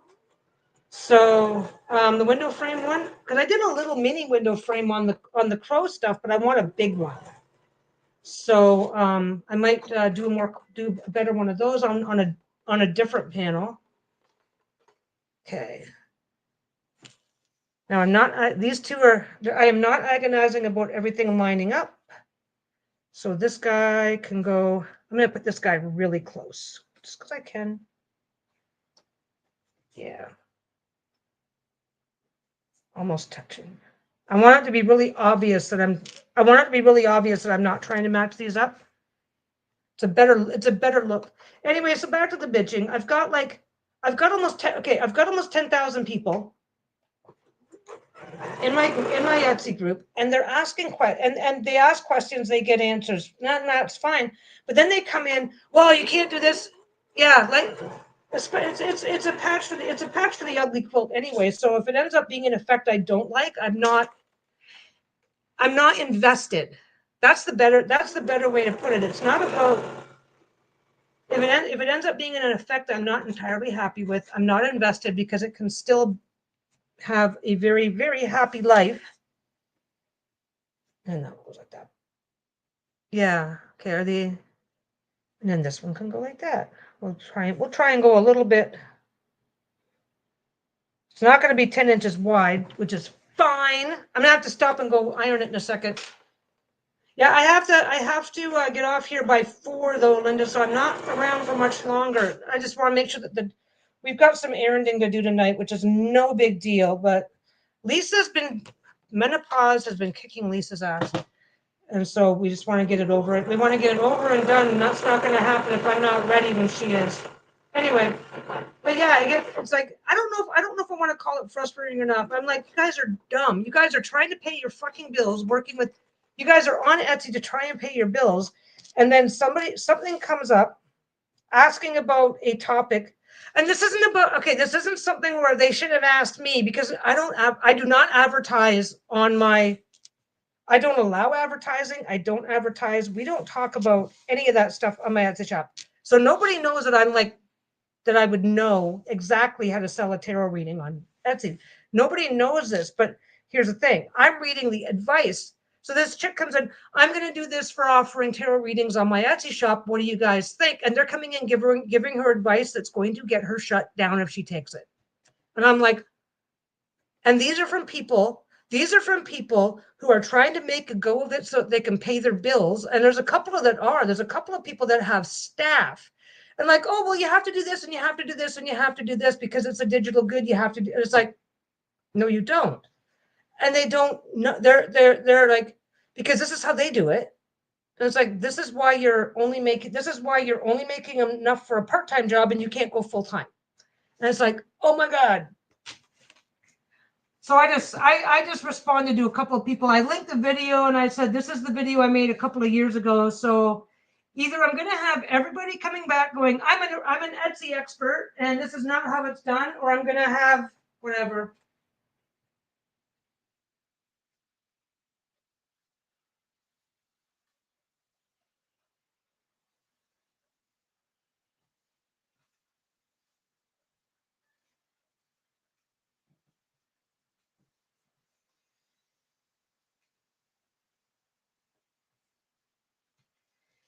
It's kind of that catch 20.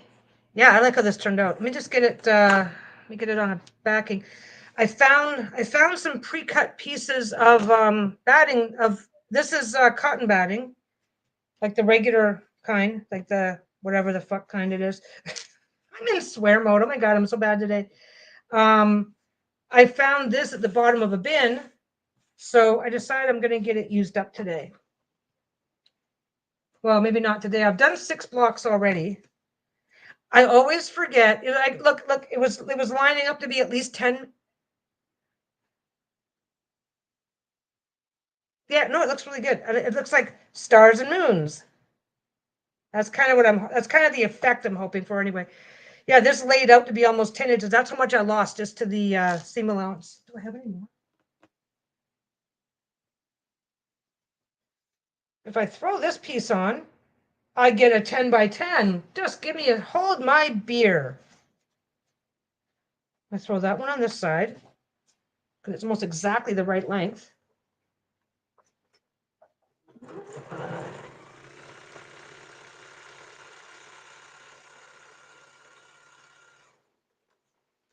But yeah, it's nice. I like how it turned out. So now I've got that on that side. And I've got some left over here. This is going to work out beautifully.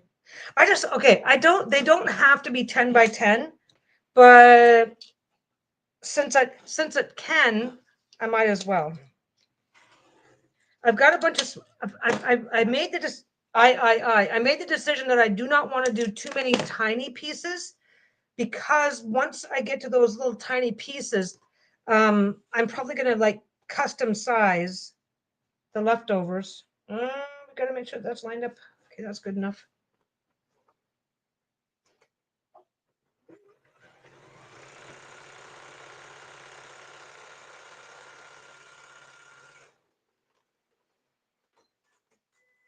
Once I get down to that, yeah, no, it turned out really well. There we go. Okay, it's gonna look better in just I'm gonna iron it right quick. 2 seconds.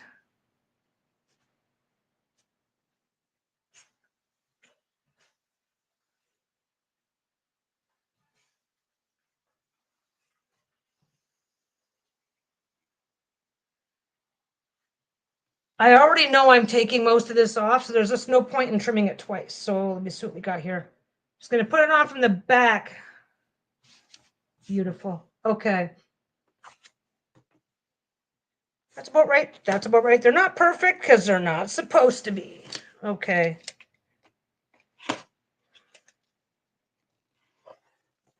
There. And I got a piece. By the way, that's my scrap pile today. It is that deep.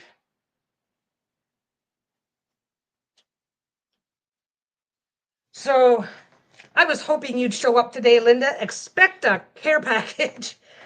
I am going to have to remind, you're going to have to remind me though. Do you do the English paper piecing so little pieces are fine, or you don't? I don't want to end up sending you crap you can't use, but if you do use the smaller pieces, if you use the smaller pieces, I'm going to be far less discriminating on what I throw in your bundle. But if it's like, oh, if they're under 2 inches, I can't really use them, then I just won't. Then I won't put those in. But I've got to I need some poor sucker. I mean, person, some wonderful, loving person. Oh, but smaller pieces are okay. I forget who it is that does. Okay, I need a backing. Oh, sorry, I need to turn that over. So that's what it turned into. I was pretty careless, and some of the things are also wonky, which is my own fault. Oh, here, is that 10 inches? Just a second.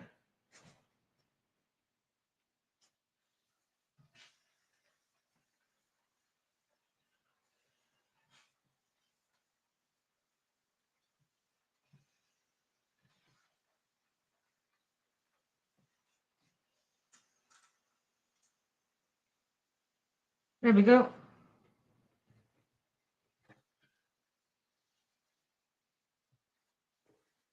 Okay, then I will send what I'm going to send. If I do not find a way to eliminate a chunk of this pile, I am going to reach a frustration, but it's like I haven't gotten to use any nice, fresh, new fabrics in a while.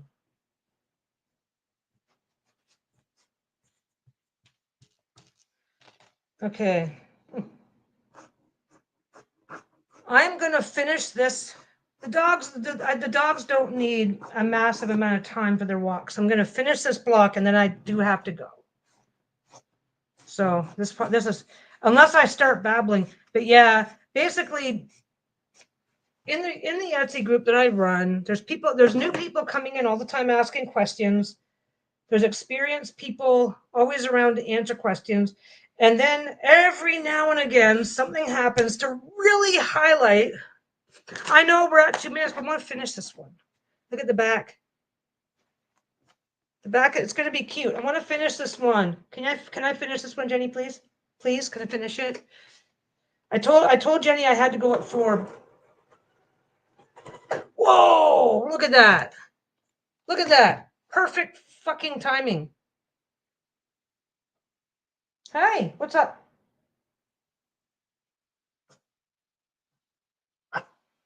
Yeah, perfect timing. Okay. Yeah, yeah. Oh no, you're a good boy. Can you give me a minute? Jenny gave me permission. Jenny says I can finish this. You're okay. I'm still working. I'm still working. Okay, 1. No. This does not have to be perfect.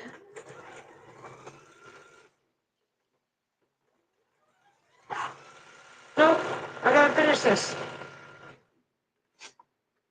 Wow.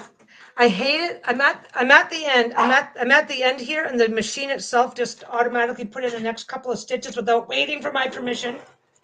Jesus. Everybody's misbehaving. So yeah, so it's like every now and again I get my snark on, and it's like it's no wonder you guys struggle so much with their. Some of these guys are so busy. There's a saying, working hard at working hard, and some of these people are so busy working hard at working hard that they are actually, because these guys are giving advice based on what these guys are giving advice based on what they do or would do for their businesses, and it's like, but that's wrong. And it's not okay. It's not right, and it's not wrong. A couple of things that they were saying wasn't a problem. Like there's this thing called there's this thing called account reserve. It's an anti-fraud measure that happens. It's not a big deal. It's annoying. It's annoying, but it happens sometimes a lot, sometimes a little. Where it's like, oh well, you had like a lot of people go on get put on account reserve over Christmas because it's like, oh, you had an unprecedented spike in sales, so we're just gonna put you on an account reserve for 90 days, and all that means is you still get paid. They just delay it. That's annoying, and a lot of people get upset when it happens, and that's nothing wrong with that. But it's like this person wants to set up a business selling tarot readings. You're not losing any materials to do that. I know, baby, but I'm working. I have to finish work. I want to get this done. I know you're such a good boy. But yeah, so they're basically telling this woman stuff that doesn't matter, or that there's a workaround. Like, okay, if you're entering into business and oh, there's this thing called an account reserve, and because I'm offering a service rather than a product, um, it's a really good idea. And I'm a new shop. There's a really good chance that I'm going to end up in account reserve for the first 2 or 3 months after I open. If you know this, you can plan for it. But if somebody tells you, oh yeah, Etsy hates this and they do this because they don't want your kind of shop they're not very friendly to tarot. Some platforms won't allow tarot at all, right? But yeah, but these people are giving wrong advice in the wrong way, in the wrong context. And most of them are going to die on that hill. No, this is how it works. Blah, blah, blah. My friend had a tarot shop. They do that all the fucking time. Anyway, people annoy the crap out of me, especially people that are trying to pay their bills. And it's like, but the advice you're giving is incorrect or irrelevant. And you're using yourself as the example when it's an unrelated example. And you're in here posting all the time because of how much you're struggling, which is not really very fair. You know, when you're struggling with something, you go in and you post and you find out how to fix it, but then they turn around and give the exact same advice that was getting them in trouble in the first place. It's like, oh. Anyway, that's it. So I reposted the selling tarot as on Etsy video that I did a couple years ago, and hopefully this chick is going to read it and get real advice. But what? You have to wait. Okay, well, I'm definitely finishing this line. I'm going to say the actual goodbyes now. That actually, this turned out really nice. Yeah, I like how it turned out. What? What? You're fine.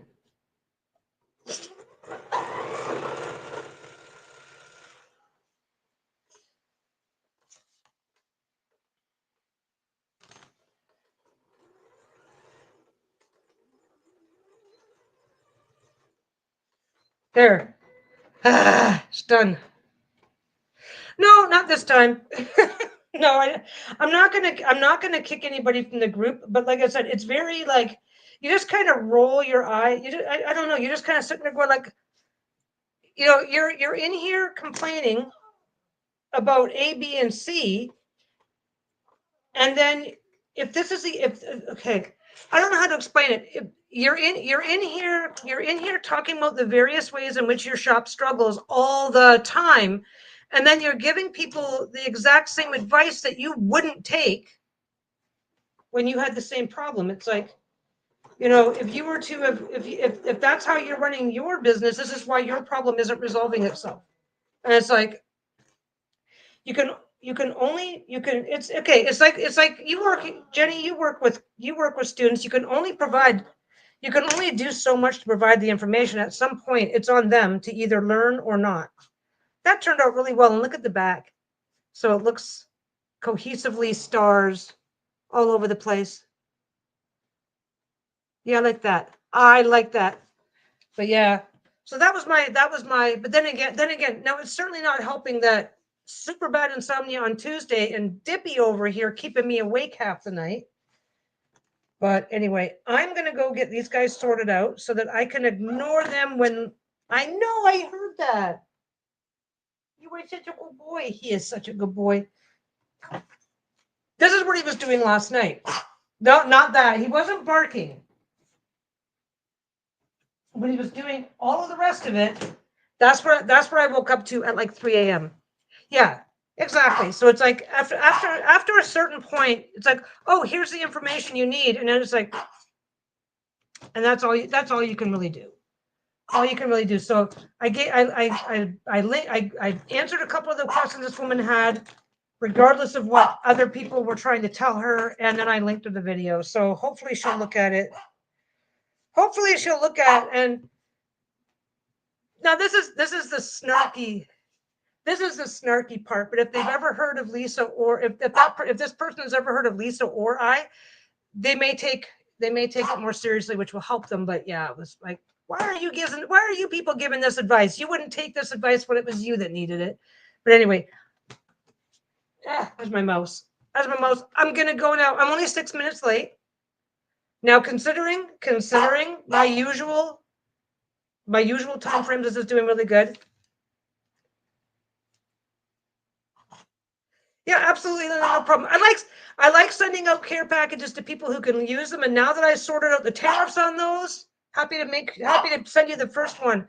If for any reason anybody tries to charge you any fee or anything, I'm going to value it at $5. So if anybody tries to charge you a fee, it should only be like maybe at most $1.50, as long as that's okay. But if you do get charged a fee, if something goes sideways and you get a fee, please let me know. Please let me know. But I'm going to value this. It's all leftover fabric. I can value it at $5, and nobody can say, it's worth $5. It's a gift, and it should be zero. Because Lisa sent out a couple of packages. She sent something down to Dawn, and I think she sent something to Danny, and there was no fees. So there shouldn't be, but we're going to value it super low so that if there's a fee, it's going to be like less than. If I'm only valuing it at $5, they can't charge you more than what? $1.50. That's the tariff amount. Anyway, thanks for hanging out with me, guys. Yeah, well, it hasn't been a problem before, and it hasn't been a problem with anybody else. It shouldn't be, but I better speak up. Like, is that going to be okay if something like that happens? It shouldn't, but like I said, I'm going to put a $5 value on it, so it shouldn't be an issue at all. But anyway, if you think it's going to be a problem, let me know let me know, because I'm probably going to have it out in the next couple of days. But anyway, in the meantime, I'm going to get going. You guys have a great night, great evening, probably a great week. Okay. Yeah, it shouldn't happen. It should not happen. Lisa sent out 3 or 4 packages now with 0 owing. So I'm just always like, I do not trust the post office on either side of the border these days. But anyway, I'm going to get going. I'm going to talk to you guys later. I'm going to deal with him. I'm going to beat you up. This is his problem. He knows I won't hit him. He knows that no matter what I do or no matter what I say, that I will never lay a hand on his fuzzy little butt. So he knows he can get away with it. Okay, I'm going to get going. I'll talk to you guys later.